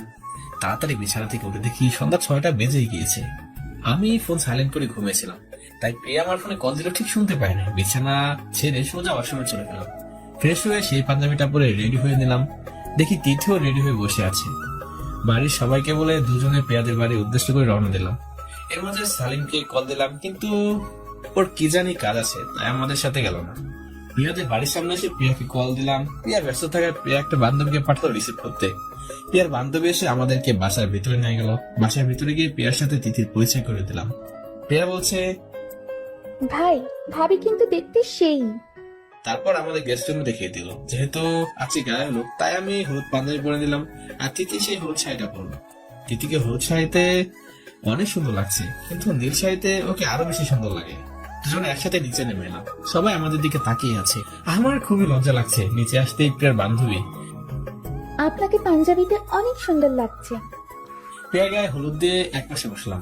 এমন সময় প্রিয়ার কিছু বান্ধবী এসে আমার পুরো মুখে হলুদ দিয়ে দিল। ভিড়ের মধ্যে চোখ গেল একটা মেয়ের দিকে। কাছে যেতে দেখি এ তো তমা, আমার কলেজ লাইফের বেস্ট ফ্রেন্ড। পাশে একটা মোটা লোক। আরো কাছে যেতে তমা আমাকে চিনে ফেললো আর বলছে, কি রে সাগর না তুই? কতদিন পরে দেখা, এখানে কি করে তুই? আমি তারপর সব খুলে বললাম। দেখি তিথি একপাশে দাঁড়িয়ে আছে। আমি তিথির সাথে পরিচয় করে দিলাম, কিন্তু তিথি একটু বিরক্ত বোধ করছে, তাই ওখানে থেমে গেলাম। তিথিকে বললাম রুমে গিয়ে রেস্ট নাও। ওকে। ও রুমে চলে গেল। আমি তোমাকে জিজ্ঞাসা করলাম ওই মোটুটাকে। তমা বললো, ভালো করে কথা বল, কিন্তু ও আমার হাজবেন্ড। এই কথা শুনে আমি জোরে জোরে হাসি শুরু করে দিলাম। কলেজের অনেক কিউট ছেলেরা তোর জন্য পাগল ছিল, তোমার সাথে প্রেম করতে চাইতো। তমা ছিল কলেজে টপ 5টা সুন্দরী মেয়েদের মধ্যে অন্যতম। তমা বলল আমার পরিবার থেকে বিয়ে দিয়ে দিয়েছে। প্রথমে একটু সমস্যা হতো, কিন্তু এখন সব ঠিক হয়ে গেছে। আর আমি এখন সিলেটে থাকি। ও এসইউএসটি এর লেকচারার। আচ্ছা, তোর বউ এমন করলো কেন বলতো? দেখতে তো অনেক কিউট। আর বলিস না দোস্ত, পরিবারের চাপে বিয়েটা করে নিয়েছি, এখন জ্বালা আছি রে। সেই ঘটনাগুলো খুলে বললাম। কি বলিস দোস্ত? আমিনুর তাহলে আর দেশে আসবে না? তাই তো আমার বন্ধুরা বলল। যাই হোক, এসব বাদ দে। আমার যা মনে হয় তোর বউয়ের কিছু সমস্যা আছে। আজ রাতে একটু থেরাপি দিতে হবে। মানে? তুই বুঝবি না, তুই তো বাচ্চা। দূর, আমি বাচ্চা কেন, আমি বিয়ে করছি। তাই তো বউর সামনে গিয়ে মেয়ে মেয়ে করিস। এই বলতেই আমি তোমাকে মারার জন্য দৌড়াই দিলাম। দুজনে একটু ছোটাছুটি করে পেয়ার কাছে চলে গেলাম। দেখি সবাই গানের তালে তালে নাচছে। আমি বললাম তোর বরটা মোটা নাচতে পারবে না, নাচলে কেমন লাগবে জানিস? এই বলে হাসা শুরু করে দিলাম। কিছুক্ষণ পর দেখি তিথি সিঁড়ি বেয়ে নিচে নামছে। উপর থেকে অনেক সাজুগুজু করে নিচে আসছে। এখন পুরো পরীর মতোই দেখাচ্ছে। আমি তাকিয়ে দেখি, চোখ ফেরাতেই পারছি না। আমি যেন কোনো এক নেশার ভিড়ে হারিয়ে গিয়েছি। এমন সময় পেছন থেকে তো আমার কি রে, কি দেখছিস? আমি ওর প্রশ্নের কোনো জবাব না দিয়ে তিথির দিকেই তাকিয়ে আছি। তারপরে তোমার ঘরে হাত দিতেই লাফিয়ে উঠলাম। কি রে, কি হলো? এইভাবে দেখলে হবে? দূর, আমি ওকে দেখি নাই। আমি দেখছি বাড়িটা কি সুন্দর করে সাজিয়েছে। আমি তো দেখলাম তুই কোন বাড়ির দিকে তাকিয়ে আছিস। তারপর তোমার বলছে, দাঁড়া দেখি তোর বউ রাগি কিনা। বলে আমাকে একটা মিষ্টি নিয়ে নিজে হাতে খাইয়ে দিল। তারপর আমাকে বললো আমি যেন ওকে একটা খাইয়ে দিই। তাই আমিও খাইয়ে দিলাম। দেখি সিঁড়ির উপর থেকে দিদি সব দেখছে। ওর মুখে দিকে দেখে মনে হচ্ছে ও রেগে গিয়েছে, কেমন যেন করছে। তারপরে আবার উপরে চলে গেল। আমি তোমাকে বললাম কি হলো রে, ও আবার চলে গেল কেন? তোমার বললো ওসব তুই বুঝবি না, তুই তো বাচ্চা। তুই আবার আমাকে বাচ্চা বললি? তাই বলে আবার তোমাকে দৌড়ান দিলাম। তোমার সোজা তিতির কাছে উপরে গিয়ে থামলো। আমি আস্তে আস্তে করে ওর মাথায় একটা চড় দিলাম। তিতিকে শুনে শুনে তোমা বলছে, তুমি আগে যেমন ছিলে এখনো ঠিক তেমনই আছো, তোমার কোনো পরিবর্তন নেই। আমি তোমার কানে কানে বলছি, হঠাৎ তুই থেকে তুমিতে চলে গেলি কেন? জবাবে তোমা বলছে, এই জন্যই তো তোকে আমি বাচ্চা বললাম। তুই একবার তিথির মুখের দিকে তাকিয়ে দেখ, রেগে গেছে। তার মানে তোর প্রতি তোর বউর একটু দুর্বলতা আছে। মানে কি? আরে বোকা, কোনো মেয়ে তার স্বামীর ভাগ অন্য মেয়েকে দিতে চায় না, আর তোর বউ তো তোর ভাগ অন্য মেয়েকে দেবে না। এটাই স্বাভাবিক। তুই শুধু দেখ আমি কি করি। এই বলে তিতিকে শুনে শুনে তোমা বলছে, তুমি কলেজে থাকতে আমাকে একটা পাপ্পি দিছিলে, মনে আছে? এখন একটা দাও না প্লিজ, না হলে আমি দিচ্ছি। এই বলে তোমা আমাকে একটা পাপ্পি দেওয়ার জন্য এগিয়ে আসলো। এমন সময় তিথি এসে আমার পাঞ্জাবি কলার ধরে টানতে টানতে নিয়ে যেতে লাগলো। তোমার দিকে তাকিয়ে দেখি তোমার মিসমিস করে হাসছে। তিথি আমাকে রুমে নিয়ে গিয়ে বিছানায় বসিয়ে দিয়ে বলছে, দেখেন, আমার এসব একদম ভালো লাগে না। আপনাকে যেন ওই মেয়ের সাথে আর না দেখি। আমি অবাক হয়ে প্রশ্ন করলাম কেন? তিথির সাথে সাথে বলছে আমার এসব ভালো লাগে না। আপনি ওই মেয়ের সাথে আর মিশবেন না। আমি অবাক হয়ে প্রশ্ন করলাম কেন? তিথি সাথে সাথে বলছে আমার এসব ভালো লাগে না, কিন্তু তুমি তো চলে যাবা, তখন আমি একা একা কিভাবে থাকবো একবার ভেবে দেখেছো? আর তুমি তো আমাকে ভালোবাসো না, তাহলে তুমি কেন এমন করছো? এই বলে আমি রুম থেকে বের হয়ে গেলাম। বাইরে আসতেই তমা বলছে, কি রে, বউয়ের হাতে পিটুনি কেমন খেলি? তোর বউ তো রেগে ফেটে গেছে, একটু পর আবার হবে। দেখি তোর বউ আর কত রাখতে পারে। আমি তোমাকে বললাম এসব না করলে হয় না দোস্ত। তমা একটু রেগে গিয়ে, তুই থাম। আমি আর কিছু না বলে তমা যা যা করলো তা দেখার জন্য মানসিকভাবে প্রস্তুতি নিতে লাগলাম। তবে আমার মনে একটাই প্রশ্ন, তিথি রেগে গেল কেন? ও তো আমাকে ভালোবাসে না, তাহলে কি এই কয়দিনে আমার প্রতি দুর্বলতা তৈরি হয়েছে? ধর আমি বোকার মতো এসব কেন ভাবছি। যা যা কোনোদিন হবার নয় তা কি করে হবে। রাত গভীর হয়ে গেছে, তাই খাবার দাবারের আয়োজন করা হলো। মেনুতে চিংড়ি মাছ ছিল, যেটা আমার ফেভারিট। তাই আর দেরি করলাম না, খেতে বসে গেলাম। আমার এক পাশে তমা আর অন্য পাশে তিথি। তমার হাজবেন্ড সেই সময় চলে গিয়েছে কিনা জানি না। আমি যে প্লেটে চিংড়ি মাছটা নিলাম তখনই তমা আমার প্লেট থেকে নিজের প্লেটে নিয়ে নিল। আমি সবার সামনে কিছু বলতেও পারছি না, তাই চুপ করে বসে আছি, কিছুই খাচ্ছি না। পাশে তাকিয়ে দেখি তিথি খেয়ে যাচ্ছে, আশেপাশে কারো দিকে তাকাচ্ছে না। তমা জানতো যে চিংড়ি আমার ফেভারিট, তাই ও এই কাজ করেছে। সবার খাওয়া যখন প্রায় শেষ, তখন তমা আমার প্লেটে ওর প্লেট থেকে 2টা চিংড়ি মাছ আমাকে দিয়ে দেয়। উফ, কি যে মজা! মজা করে খেয়ে সবাই যার যার রুমে চলে গেলাম। এখন প্রায় রাত 1টা বাজে, সবারই প্রায় ঘুম পাচ্ছে, কিন্তু আমার ঘুম আসছে না। তাই সোফায় বসে ফোন টিপছি আর তিথি বিছানায় শুয়ে আছে। এমন সময় কে যেন দরজা নক করেছে। দরজা খুলে দেখি তমা। আমাকে বলছে, চল ছাদে গিয়ে গল্প করবানি। আমি প্রথমে যেতে অনিচ্ছা প্রকাশ করলেও তোমার অনুরোধ ফেলতেই পারলাম না। দুজনে ছাদে গিয়ে গল্প করছি। গল্প করতে করতে রাত 2টা বেজে গেল। যেহেতু আজকে বিয়ে, তাই তোমাকে বললাম একটু ঘুমিয়ে নিতে। আমিও চলে আসলাম। রুমের ভিতরে প্রবেশ করে দেখি তিথি এখনো জেগে আছে। মেঝেতে বালিশ নিয়ে লাইট অফ করে শুয়ে পড়লাম। পাখি কিচিরমিচির ডাকে সকালে যখন ঘুম থেকে উঠবো, তখন বুকের উপর ভারী কিছু একটা অনুভব করলাম। চোখ মেলতে দেখি তিথি আমার বুকে মাথা দিয়ে ঘুমিয়ে আছে। আমি কিছু না বলে ঘুমানোর ভান করে শুয়েই থাকলাম। 10 মিনিট পর তিথি ঘুম থেকে উঠে বলছে, সরি, রাতে একটু ভয় পেয়েছিলাম, তাই নিচে এসে ঘুমিয়ে পড়েছিলাম। কখন যে আপনার বুকের উপর মাথা চলে গেছে আমি নিজেও বলতে পারবো না। সবকিছুর জন্য সরি। আমি অবশ্য মনে মনে একটু খুশি হয়েছিলাম আর ভাবছিলাম প্রতিদিন কেন ভূত আসে না। ঘুম থেকে উঠে দুজনে ফ্রেশ হয়ে নিলাম। দুজনে রেডি হচ্ছি, এমন সময় তিথিকে বললাম, তুমি কালো শাড়িটা পরো, কালো শাড়িতে তোমাকে অসাধারণ লাগবে। কিন্তু আমার কথা আগ্রহ না করে একটা লাল শাড়ি পরলো। লাল শাড়ি কোথায় পেলো আমি নিজেও জানি না। আমি কিছু না বলে নিচে চলে গেলাম, কারণ এখন বরপক্ষ এসে গিয়েছে। আমি নিচে নেমে তোমার জন্য অপেক্ষা করছি, তখন তিথি নিচে নামছে। আমার কিনে দিয়ে কালো শাড়িটাই পরে দেখে মনে হচ্ছে ঠিক যেন একটা ডানা কাটা পরি। আমার মনে মনে একটাই প্রশ্ন, আমি যখন বললাম তখন পড়লো না, আবার এখন ঠিকই পরে আসলো। আসলে মেয়েদের মন বোঝা এতটা সহজ নয়। যেহেতু বরের সাথে আমার আগে থেকে পরিচয়, তাই আমাকে দেখা মাত্র ভালো মন্দ জিজ্ঞাসা করলো। আমি আর তমা এক জায়গায় খেতে বসলাম। তমা আমাকে খাইয়ে দিচ্ছে, তিথিকে দেখিয়ে দেখিয়ে আমিও তমাকে খাইয়ে দিচ্ছি। এসব দেখে তিথি রেগে ফেটে যাচ্ছে, একদম টাচ করে বাস্ট হয়ে গেল সবার সামনে। খাওয়া দাওয়া শেষ করতে তিথি আমার হাত ধরে রুমের ভিতরে নিয়ে গেল। তারপর বলছে, আমি আপনাকে ওই মেয়ের সাথে মিশতে নিষেধ করছি না, তারপরেও কেন ওই মেয়ের সাথে অমন করলেন? তাই বলে কেঁদে দিল। আমি তিথির চোখের পানি মোছার জন্য ওর মুখে হাত দিতেই, আমাকে আপনি টাচ করলেন কেন? আমি না আপনাকে বলছি আমাকে টাচ করবেন না? ওর কথা শুনে আমি হেসেই দিলাম। তিথি বলল, আপনি হাসছেন কেন? হাসবো না তো কি করবো? আমি তো তোমাকে আগে টাচ করিনি, তুমি আমাকে আগে টাচ করেছো। তুমি তো আমার হাত ধরে টানতে টানতে এখানে নিয়ে এলে। এই বলে বাইরে চলে আসলাম। বাইরে আসতেই তমা, কি রে, কেমন বাটাম দিল? কাজ হয়েছে তো? বাটাম মানে? ও হ্যাঁ, বুঝতে পারছি, কাজ হয়েছে একটু। আগে তো আমাকে সহ্য করতে পারতো না, এখন একটু একটু পারে। তারপরেই তো আমার হাজবেন্ড চলে আসলো, আমার সাথে পরিচয় করে দিল। কিছুক্ষণ তিনজন আড্ডা দিলাম। এর মধ্যে তিথিকে আর নিচে আসতে দেখলাম না। আড্ডা দেওয়ার পর প্রিয়ার সাথে ছবি তুলছে, এমন সময় তমা এসে বলছে, কি রে দোস্ত, আমার সাথে ছবি তুলবি না? তোমার সাথে একটা ছবি তোলার পর দেখি তিথি নিচে আসছে। তিথি নিচে আসা দেখে তমা আমার গা ঘেঁষেই দাঁড়ালো। সিঁড়ির দিকে তাকিয়ে দেখি তিথি আমার দিকে তাকিয়ে আছে, কেমন যেন কোনো জোরে। তাই আমি তোমাকে ছেড়ে তিথির কাছেই চলে গেলাম। তিথি একটা ছবির জন্য রিকোয়েস্ট করতে আমি রাজি হয়ে গেলাম। আমি প্রিয়া আর প্রিয়ার বরকে মাঝে রেখে কিছু ছবি তুলে নিলাম। তারপর তিথি চলে যেতে চাইলো, কিন্তু সবাই আমাদেরকে কাপড় ছবি তোলার জন্য অনুরোধ করলো। যেহেতু সবাই অনুরোধ করলো, তাই তিথি আর না করতেই পারলো না। ছবি তোলার সময় তিথি আমার থেকে 1 ফুট দূরে দাঁড়িয়ে আছে, তাই ফটোগ্রাফার ছবি তোলা বাদ দিয়ে আমাদেরকে আরো কাছে দাঁড়াতে বললো। তিথি আমার কাছে সরে আসলো, কিন্তু এখন আমাদের মাঝে অনেক দূরত্ব ছিল। আমাদেরকে এভাবে দাঁড়ানো দেখে প্রিয়ার একটা বান্ধবী তিথিকে ধাক্কা মেরে দিল। তিথি সোজা আমার বুকে চলে আসলো। ঠিক তখনই ফটোগ্রাফার আমাদের ক্যামেরা বন্দি করে নিল।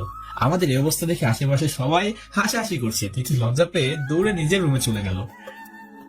নিজের রুমে গিয়ে থালা বাসন কাঁচ এগুলো ভাঙতে লাগলো। ভাঙতে ভাঙতে একটা চাকু আমার বুকের দিকে ছুঁড়ে মারলো। আমার গলায় লেগে কেটে পড়ে গেল মাথা আলাদা হয়ে। আমি প্রিয়াকে গাড়িতে উঠিয়ে দিয়ে প্রিয়ার বাবা মার কাছ থেকে বিদায় নিই।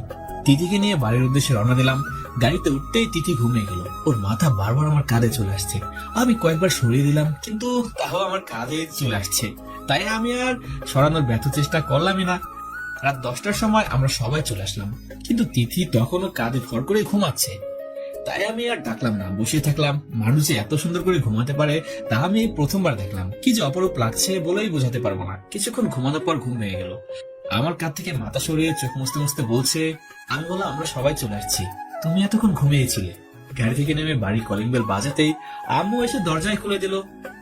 রুমে ঢুকতে দেখি সবাই কাছে। ছোট বোনকে জিজ্ঞাসা করলাম, কিন্তু কিছু বলছে না। আম্মুকে জিজ্ঞাসা করলাম, কিন্তু সেও কিছু বলছে না। বাড়িতে সবাই আছে, শুধু আব্বু নেই। আমাদের বাড়ির কাজের লোক করিম চাচাও দেখছি কাছে। আমি করিম চাচাকে জিজ্ঞাসা করলাম, কিন্তু কিছু বলছে না। আম্মুর কাছে গিয়ে দেখি আম্মু পাথরের মতো হয়ে গিয়েছে, কোনো কথাই বলছে না। আমি বুঝতে পারছি না কি হলো, সবাই এমন করছে কেন। আমি ফোন ফেলে দিয়ে সবার কাছে জিজ্ঞাসা করলাম, আমার আব্বু কোথায়, কিন্তু কেউ আমার প্রশ্নের জবাব দিচ্ছে না। আকাশ, তোমার জন্য একটা দুঃসংবাদ আছে। দুঃসংবাদ মানে? আমার আব্বু কোথায়? তোমার বাবা যে গাড়িতে যাচ্ছিল সেই গাড়িটা পাহাড়ি রাস্তায় ছিল। গাড়িটি পাহাড় থেকে খাদে পড়ে যায়। তারপর তোমার বাবাকে হসপিটালে নেওয়া হয়, কিন্তু হসপিটালে নেওয়ার পরও কোনো লাভ হয়নি। তারপর তোমার বাবা মারা যায়। এখন মনে হচ্ছে আমার মাথায় আকাশ ভেঙে পড়েছে। আমি কথা বলার শক্তি হারিয়ে ফেলেছি। আমি চোখ দিয়ে ভালোভাবে দেখার ক্ষমতা হারিয়ে ফেলেছি। যা দেখছি সব ঘোলা। বাড়িতে কেউ কাউকে সান্ত্বনা দেওয়ার মতো নাই। কেউ কাছে, কেউ বা শোকে পাথর হয়ে গেছে। আমি অনেক কষ্ট করে মা ছোট বোনকে খুঁজে বের করলাম। এদের জোরে ধরে আমিও কান্না করেই যাচ্ছি, কিন্তু আম্মু কোনো কথা বলছে না। কেমন যেন শোকে পাথর হয়ে আছে। আমার শাশুড়ি আম্মার কাছে দাদা দাদির খবর জানতে চাইলাম।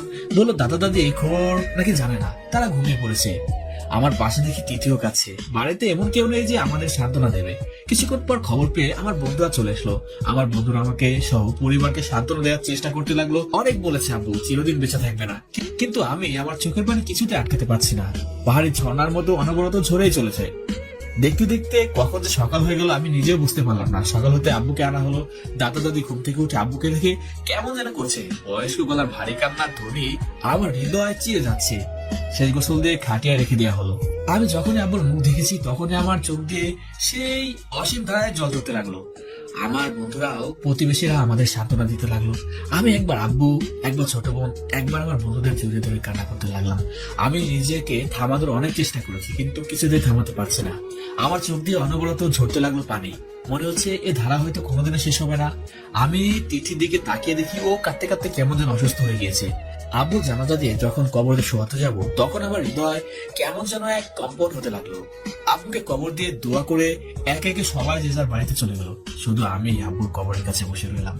আমার পাশে শুধু সালেক দাঁড়িয়ে আছে। প্রায় ঘন্টা 2 একইভাবে দাঁড়িয়েছিলাম আব্বুর পাশে। তিথি, আমার ছোট বোন আর আমার শাশুড়ি আম্মা এসে আমাকে বাড়ি নিয়ে গেল। বাড়ি এসে দেখি আম্মুর প্রেশার বেড়ে গিয়েছে।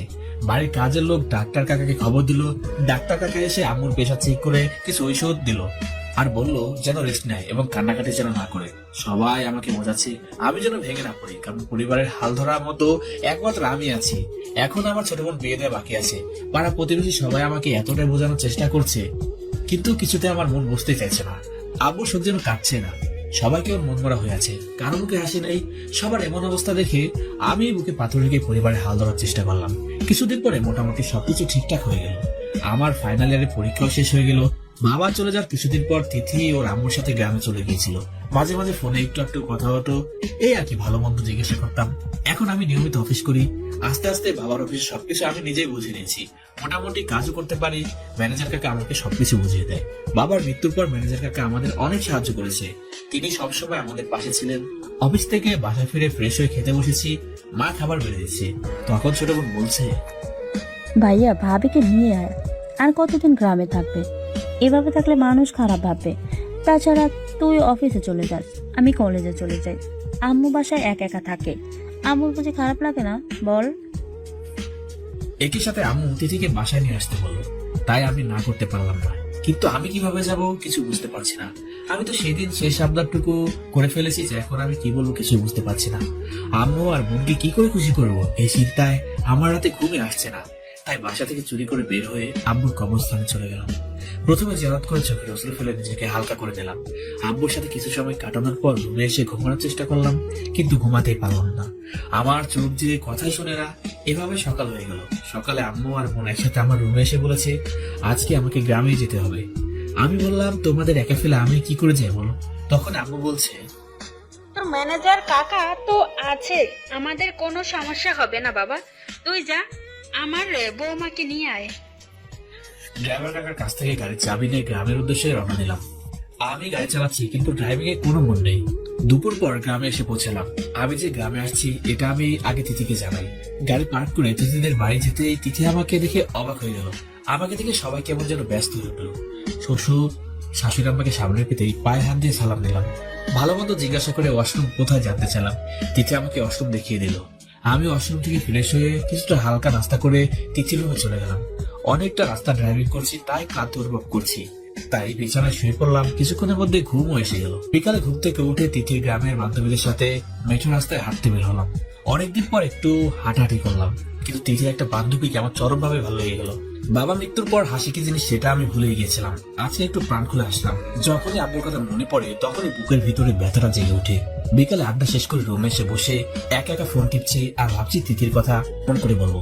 আমার সাহস হয়ে উঠছে না। রাতে খাবার শেষে আমি বিছানায় শুয়েছি। তিথি ওয়াশরুমে গেল দেখলাম। কিছুক্ষণ পরে ওয়াশরুম থেকে দৌড়ে বেরিয়ে এসে আমাকে জড়িয়ে ধরলো। ঠিক কি হলো আমি বুঝতে পারলাম না। আমি ওকে ছাড়ানোর চেষ্টা করছি কিন্তু তখনও শক্ত করে আমাকে ধরে আছে। আমি ছাড়াতে পারছি না। কয়েক মিনিট এভাবে থাকার পর ও নিজে আমাকে ছেড়ে দেয়। আমি প্রশ্ন করলাম, তুমি এমন করলে কেন? ও বললো, আমি ওয়াশরুমে আসলা দেখছি, এই ভয় পেয়ে গিয়েছিলাম। ও আমাকে ছেড়ে বিছানায় গিয়ে শুয়ে পড়লো। আমি বিছানা থেকে বালিশ নিতে যাবো এমন সময় ও বলছে, আপনি উপরে ঘুমান। তোমার কোনো সমস্যা হবে না? তিথি জবাব দিল, আমার কোনো সমস্যা হবে না, মাঝে কোলবালিশ দিয়ে নিয়েন। আর আপনার তো ঠান্ডা লেগেছে দেখছি, তাই বললাম। অনেকটা পর গাড়ি চালিয়ে আসছি তো তাই একটু ঠান্ডা লেগেছে। ও নিয়ে তুমি ভেবো না, ঠিক হয়ে যাবে। এই বলে আমি বিছানার এক কোণে শুয়ে পড়লাম। আমি ফোনটি নিয়ে বঙ্গটিভ ইউটিউব চ্যানেলে ভিডিওগুলো দেখছি। এমন সময় আমিনুর SMS দিল, হাই। কিন্তু আমি কোনো রিপ্লাই দিলাম না। একটু পর আবার সরি। এবার আমি রিপ্লাই দিলাম, লিখলাম, সরি তো আমার বলা উচিত, সেদিন তো আমি তোর গায়ে হাত উঠিয়েছিলাম। তুই জানিস আমি কেন তোর গায়ে হাত উঠিয়েছিলাম? কেন? আমি তোকে অনেক আপন মনে করি। আমি মনে করি তোর প্রতি আমার একটু অধিকার আছে, তাই আমি বুঝতে পারিনি যে এই সামান্য কারণে তোর এত খারাপ হবে। আমি এখনো বলবো লাভ ইউ ভাই। তুই যা ভাবছিস তা না, আমি একটা ভালো জব পেয়েছি তাই চলে আসলাম। তুই দেশে চলে আয়। জানিস আমার আব্বুর খবর? হ্যাঁ, সেলিম বলেছে। আমি তোকে এর মধ্যে কল দেইনি, তোর যদি মন খারাপ হয় তাই। সেটা আমি বুঝতে পেরেছি। আমি বিয়ে করেছি দোস্ত, আগামী রবিবার দেশে আসছি। বুধবারে বিয়ে করে শুক্রবারে আবার চলে যাব। তোর আর ভাবিস থাকতে হবে কিন্তু। যেহেতু এক সময় আমার বেস্ট ফ্রেন্ড ছিলি তাই আর না করতে পারলাম না। আমি সম্মতি প্রকাশ করে ফোন রেখে চোখ বুঝে ঘুমানোর চেষ্টা করছি। কিছুক্ষণ পর তিথি আমার ফোন নিয়ে ঘাটছে দেখলাম। আমি দেখেও না দেখার ভান করে চোখ বুঝে ঘুমানোর অভিনয় করছি। 15 থেকে 20 মিনিট ঘাটার পর তিথি উঠে অসনে চলে গেল। তারপর হাওয়া করে কান্না শুরু করে দিল। কিছুক্ষণ কান্নাকাটির পর ফ্রেশ হয়ে আবার বিছানা শুয়ে পড়লো। তারপর আমি ঘুমিয়ে পড়লাম। হঠাৎ মাঝরাতে আমার ঘুম ভেঙে গেল। চোখ মেলতে দেখি তিথি আমাকে জড়িয়ে ধরে শুয়ে আছে আর কোলবালিশটা মেঝেতে পড়ে আছে। আমি এই অবস্থা দেখে কোনো নাড়াচড়া না করে এভাবেই শুয়ে থাকলাম। সকালে কে যেন কানের কাছে এসে বলছে, আমি কোনোদিন আপনাকে ছেড়ে যাবো না, শুধু একবার বলেন আপনি আমাকে ভালোবাসেন। আমি চোখ বুঝে ঘুমানোর অভিনয় করছি। আরো বলছে, আমি আপনার মায়ে পড়ে গিয়েছি, আমি এখন আপনাকে ছাড়া থাকতে পারি না, প্লিজ একবার বলেন ভালোবাসেন আমাকে। এই বলে তিথি ওয়াশরুমে চলে গেল। আমি তখন বিছানা থেকে উঠলাম না, চোখ বুঝে থাকলাম। সবকিছু শুনেও না শোনার ভান করলাম। কিছুক্ষণ পর বিছানা থেকে ওঠার চেষ্টা করলাম কিন্তু উঠতেই পারলাম না। শরীরের ভেতর কেমন যেন ব্যথা অনুভব করলাম। শরীরে এত ব্যথা যে আমি উঠতে পারছি না। তিথি ওয়াশরুম থেকে বেরিয়ে এসে আমাকে বলছে, আপনি উঠবেন না? আপনার শরীরে প্রচন্ড জ্বর। আমি ডাক্তার কাকাকে খবর দিয়েছি, উনি কিছুক্ষণের মধ্যে চলে আসবেন। ডাক্তার কাকা এসে আমার জ্বর ভেবে দেখলো 102 ডিগ্রি জ্বর। ডাক্তার কাকা কিছু ওষুধ দিয়ে গেল আর বললো মাথায় ঘন ঘন পানি দিতে। সকালে নাস্তা করে ওষুধ খেয়ে নিলাম কিন্তু জ্বর কমছে না। এভাবেই দিন কেটে গেল। আমি এরকম অজ্ঞান হয়েছিলাম সারাদিন। পরদিন সকালে ঘুম থেকে উঠে দেখি শরীরে আর জ্বর নেই, মাথায় জলপট্টি দেওয়া আছে। আমার মাথার পাশে তিথি ঘুমিয়ে আছে। তাহলে তিথি সারা রাত আমার মাথায় জলপট্টি দিয়েছে? কিন্তু ও তো আমাকে যা ভাবছি তখনই বাড়ি থেকে আম্মুর ফোন। আম্মু বললো, এখন কেমন আছিস বাবা, তোর শরীর ঠিক হয়েছে? আমি আম্মুকে বললাম, এখন আমার শরীর ভালো আছে আর আমি বিকালে বাড়ি চলে আসছি। আম্মু বলছে, আমার বৌমা আসছে তো। আমি কিছু না বলে ফোন কেটে দিলাম। আমি এখনো তিথিকে বলে নাই যে আম্মুকে নিতে আসছি, কিন্তু গত রাতের ঘটনার পর আমি ওকে বলার অনেকটা সাহস পেয়ে গিয়েছি। কিন্তু আবার ভাবছি গত রাতে কি আমি স্বপ্ন দেখেছি? অনেকটা সন্দেহে পড়ে গেলাম। তিথির কাঁথা দিয়ে আমি ওয়াশরুমে চলে গেলাম। ওয়াশরুম থেকে এসে দেখি ও রুমে নেই। আমি আর টাকাটাকে না করে রুমে বসে থাকলাম। এর মধ্যে শাশুড়ি আম্মা কিছু নাস্তা নিয়ে আসলো, আমি খেতে লাগলাম। শাশুড়ি আম্মা পাশে দাঁড়িয়েছিল। আমি বললাম আমি আজকে বিকালে চলে যাব, কিন্তু আমাকে আরেকটা দিন থাকার জন্য অনুরোধ করলো। আমি অফিসের দোহাই দিয়ে এবারে রক্ষা পেলাম। নাস্তা শেষ করে রুমে শুয়ে আছি, তখনই তিথি পুকুর থেকে গোসল করে এসে ড্রেসিং টেবিলের সামনে চলে আসছে। ভেজা চলে কেমন যেন লাগছে ওকে। আমি ওর পাশে গিয়ে চেয়ারে বসলাম। ও আমার দিকে তাকিয়ে বলছে, কিছু বলবেন? আমি মাথা নেড়ে বললাম হ্যাঁ। কিছুক্ষণ চুপ করে থাকলাম। আসলে কথাটা যে আমি কি করে বলবো কিছুই বুঝতে পারছি না। ও বললো, বলেন, কোনো সমস্যা নাই। আসলে আম্মু তোমাকে বাড়িতে নিয়ে যেতে বললো আমাকে। আমি আসতে চাচ্ছিলাম না, কিন্তু ছোট বোনের আম্মুর মুখের দিকে তাকিয়ে চলে আসলাম। তোমার যদি যেতে মন চায় তাহলে চলো, আমি তোমাকে জোর করবো না, কারণ সে অধিকার আমার নেই। তিথি হাসছে আর বলছে, এত কথা কোত্থেকে শিখেছেন? আম্মু আগের দিন রাতে আমার ফোনে কল দিয়েছিল, কিন্তু আপনার অনেক জ্বর ছিল, তাই আমি ফোন রিসিভ করেছিলাম। আম্মু আমাকে সব বলেছে, আর আমি আম্মুকে বলেছিলাম যে আপনি অসুস্থ। আমরা কখন রওনা দেব? তার মানে তুমি যাবে? সত্যি তুমি যাবে? দাঁড়াও, আমি বাড়ির সবাইকে জানিয়ে দিই। তাই বলে ফোন করে আম্মুকে বললাম আমরা দুপুরে ওইখান থেকে রওনা দিব। আম্মু খবরটা শুনে অনেক খুশি হয়ে গেল। আমি আমার জামা কাপড় ব্যাগে গোছাতে লাগলাম। তিথি ওর সব জামা কাপড় ব্যাগে নিয়ে দিল। ও যেভাবে সাজগোজ করছে তাতে মনে হচ্ছে অনেকদিন থাকার উদ্দেশ্যে বাড়ি যাচ্ছে। এ তো দেখি মেঘনা চাইতে জল, যাক ভালোই হবে। কিছুদিন একসাথে থাকার পর সবকিছু ঠিকঠাক হয়ে যেতেই পারে। এতদিন তিথির প্রতি আমার একটা দুর্বলতা তৈরি হয়েছে। আমার ওকে ছাড়া অন্য কোনো মেয়েকে আর ভালোই লাগে না। অফিসে অনেক সুন্দরী সুন্দরী মেয়ে আছে, কিন্তু ওদের ভালো লাগে না। দুপুরে খাওয়া শেষ করে শাশুড়ি আম্মার কাছ থেকে বিদায় নিলাম। অবশ্য শাশুড়ি আম্মাকে আমাদের সাথে আসতে বলেছিলাম, কিন্তু আসলে না। তাই আমরা দুইজনই গাড়িতে উঠে বসে পড়লাম। অনেকটা রাস্তা একা ড্রাইভিং করতে হবে, তাই কিছুটা মানসিকভাবে প্রস্তুতি নিয়ে নিলাম। ওকে পেছনের সিটে বসতে বললাম, কিন্তু সামনের সিটে বসলো। ভালো করে সিট বেল্ট বেঁধে যাত্রা শুরু করলাম। কিছু দূর যেতেই সালিম ফোন দিল মাঝ রাস্তায়, তাই রিসিভ করলাম না। সন্ধ্যার দিকে বাড়ি পৌঁছে গেলাম। আমাদেরকে কাছে পেয়ে মা বোন মহা খুশি। আম্মু তিথিকে বড় মেয়ের মতো দেখে, তাই তার আনন্দই অন্যরকম। রুমে গিয়ে ফ্রেশ হয়ে সালিমকে কল দিলাম। সালিম আমাকে ওদের বাড়িতে যেতে বললো, তাই দেরি না করে সোজা ওদের বাড়িতে চলে গেলাম। দুজনে ছাদে চলে গেলাম। আমি সালিমকে সবকিছু খুলে বললাম। সালিম বলল, দোস্ত, সবকিছু ঠিক হয়ে যাবে। অল্প কিছুদিনের মধ্যে তুই আর ভাবি নিজেদের মধ্যে একটু বেশি সময় দিবি, তাহলে ভালো হবে। পারলে আগামীকাল তোর অফিস দেখিয়ে নিয়ে আসিস, দেখবি অনেক খুশি হবে। দুজন প্রাণ খুলে আড্ডা দিলাম ছাদে। সিগারেট তো আছেই।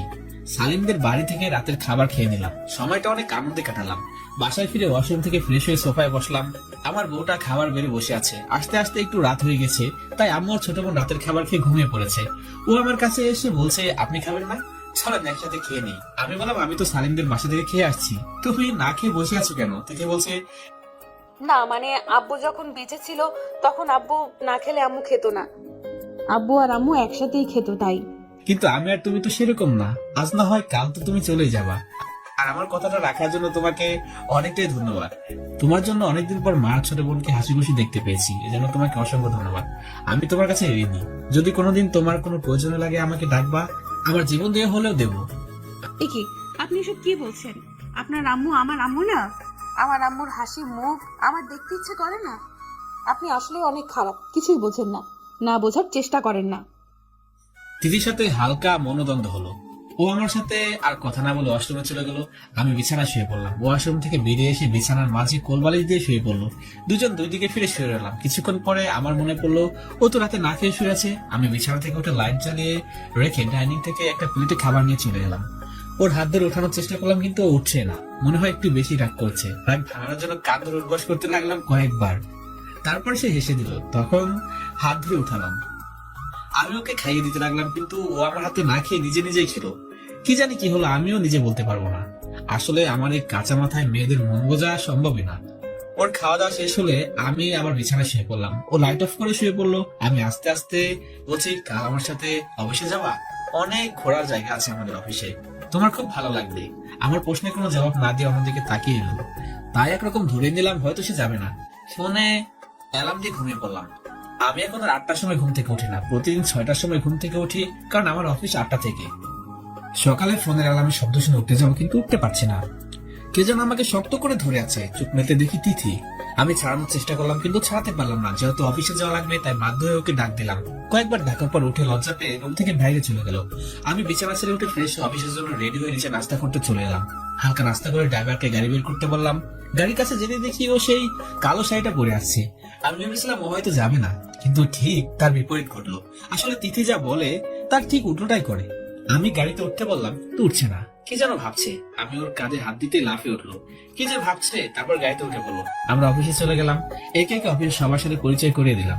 সবকিছু খুব উপভোগ করছে। যেহেতু অনেকদিন পর অফিসে আসছি, তাই আজকে একটু সবকিছুর হিসাব নেওয়া লাগবে। আমি থেকে গেস্ট রুমে রেখে আসলাম।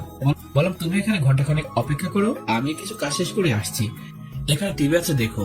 আর যদি ভালো না লাগে তাহলে আমার রুমে চলে এসো।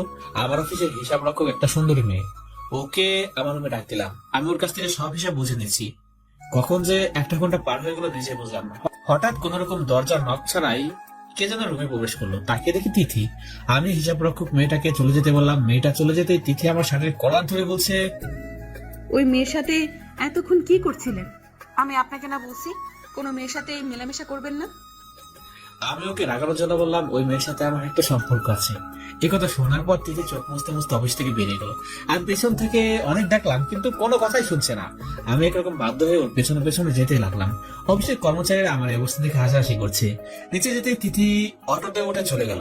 আমি আবার আমার রুমে এসে কাজে মন দিলাম।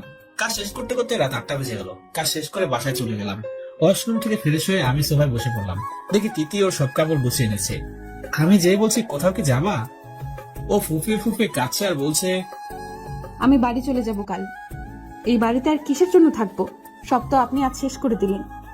আপনার অন্য জায়গায় সম্পর্ক আছে, সেটা আপনি আগে বলবেন না?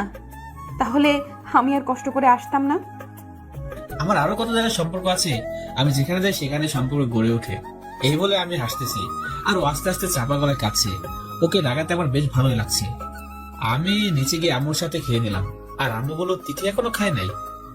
তাই ওর খাবার নিয়ে উপরে চলে আসলাম। খাবার রুমে নিয়ে এসে রেখে দিলাম। বললাম, খেয়ে নেও। এই বলে আমি ছাদে চলে গেলাম। ছাদে যেতে আমিনুরের ফোন। দোস্ত, আমি দেশে চলে আসছি। কাল আমার বিয়ে, তুই আর ভাবি চলে আসিস প্লিজ। আমি বেশি কিছু না বলে ফোনটা কেটে দিলাম। আমি একা একা ছাদে বসে আছি, এমন সময় তিথি এসে আমার পাশে বসে পড়লো আর বলছে, ওই মেয়ের সাথে সত্যিই আপনার কিছু আছে?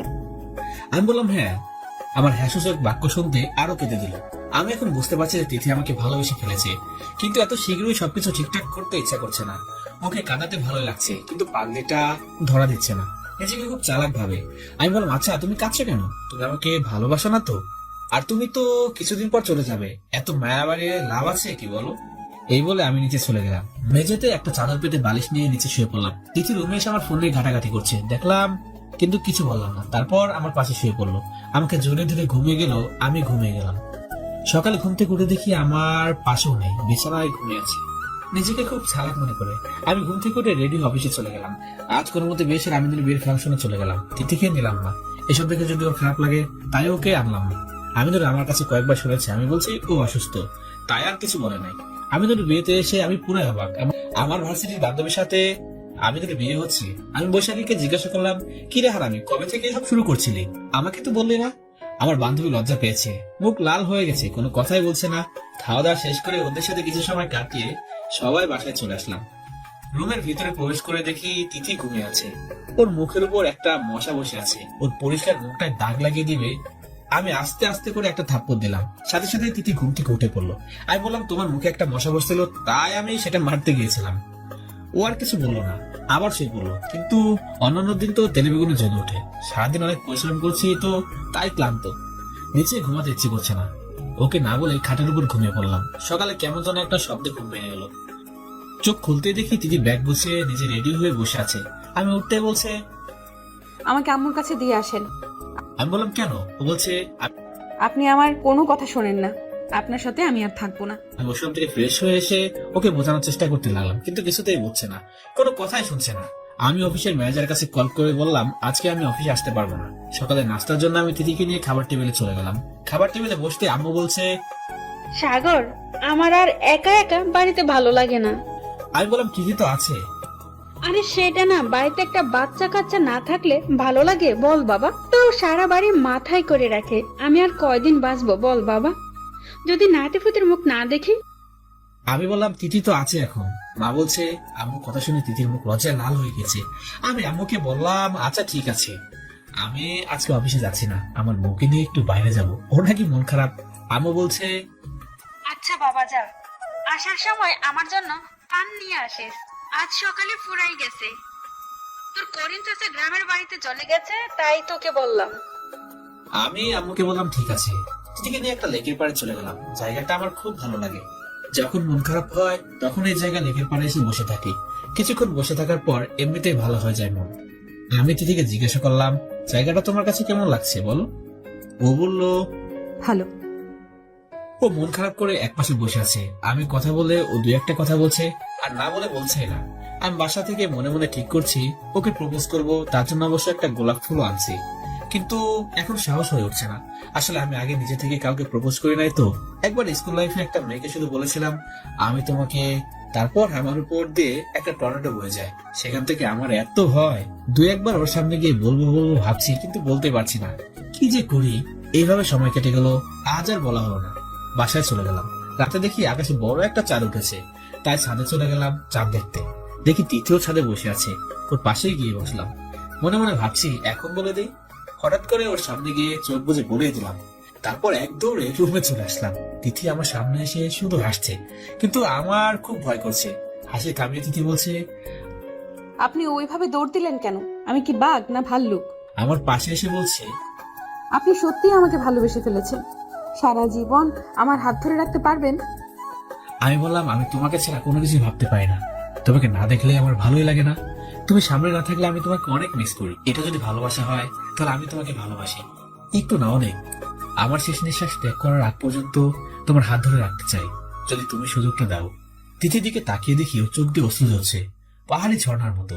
আমি নিজে হাতে ওর চোখের পানি মুছে দিয়ে বললাম, কোনোদিন তোমার চোখে পানি আসতে দেবো না। তিথি কোনো কিছু না বলে আমার বুকে মুখ লুকালো, আমাকে জড়িয়ে ধরে আছে, অনেক শক্ত করে জড়িয়ে ধরেছে। ওর চোখের পানি আমার শার্ট ভিজে গিয়েছে। হঠাৎ আমাকে ছেড়ে দিয়ে বলছে, অফিসের এই মেয়েটার সাথে। আরে ওর তো আগে বিয়ে হয়ে গেছে, একটা ছেলেও আছে, আর ওর সাথে আমার ভাই বোনের সম্পর্ক। আমাকে ভাই বলে ডাকে, তাই বলে হাসছে। এই কথা শোনার পর আমার বুকে মারতে লাগলো, তারপর আবার জড়িয়ে ধরলো। কিছুক্ষণ পর আমি বলছি, আম্মু যেটা বলছিল ওইটা কি হবে? ও বলছে, কোনটা? আরে খাবার টেবিলে যেটা বলছিল আমাদের বেবির ব্যাপারে। আপনি চুপ করেন তো, আপনার মুখে কিচ্ছু আটকায় না। তুমি আমার সাথে আর আপনা আপনি করে কথা বলবো না, এখন থেকে তুমি বলবা, না হলে আমি তোমার সাথে কথা বলবো না। তুমি বলো না প্লিজ। তুমি? ও, বউয়ের মুখে তুমি ডাক শুনতে যে কি মজা লাগছে। আচ্ছা আমাদের তো সেদিন বাসরাত হয়নি, আজকে কি? এই একদম না কিন্তু। আমি আস্তে আস্তে ওর কাছে যেতে লাগলাম। তারপর যেটা হলো সেটা সেই বইয়ের পাতায় 778 নম্বর পৃষ্ঠা থেকে পড়ে নেন। দেখতে দেখতে 5 বছর কেটে গেল।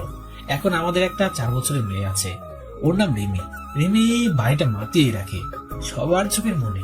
আমার ছোট বোনেরও ভালো জায়গায় বিয়ে দিয়েছি। আমি রিমিকে নিয়ে সারাদিন পড়ে থাকি।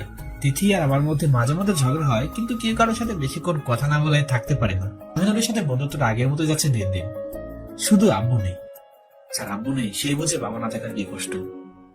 সো দর্শক বন্ধুরা, আপনাদের যাদের বাবা আছে তারা বাবা বেঁচে থাকতে তার যত্ন নেন, তার সেবা করুন, তাকে ভালোবাসুন, সাহায্য করুন, তার পাশে থাকুন। সো বন্ধুরা, এই ছিল আমাদের আজকের গল্প।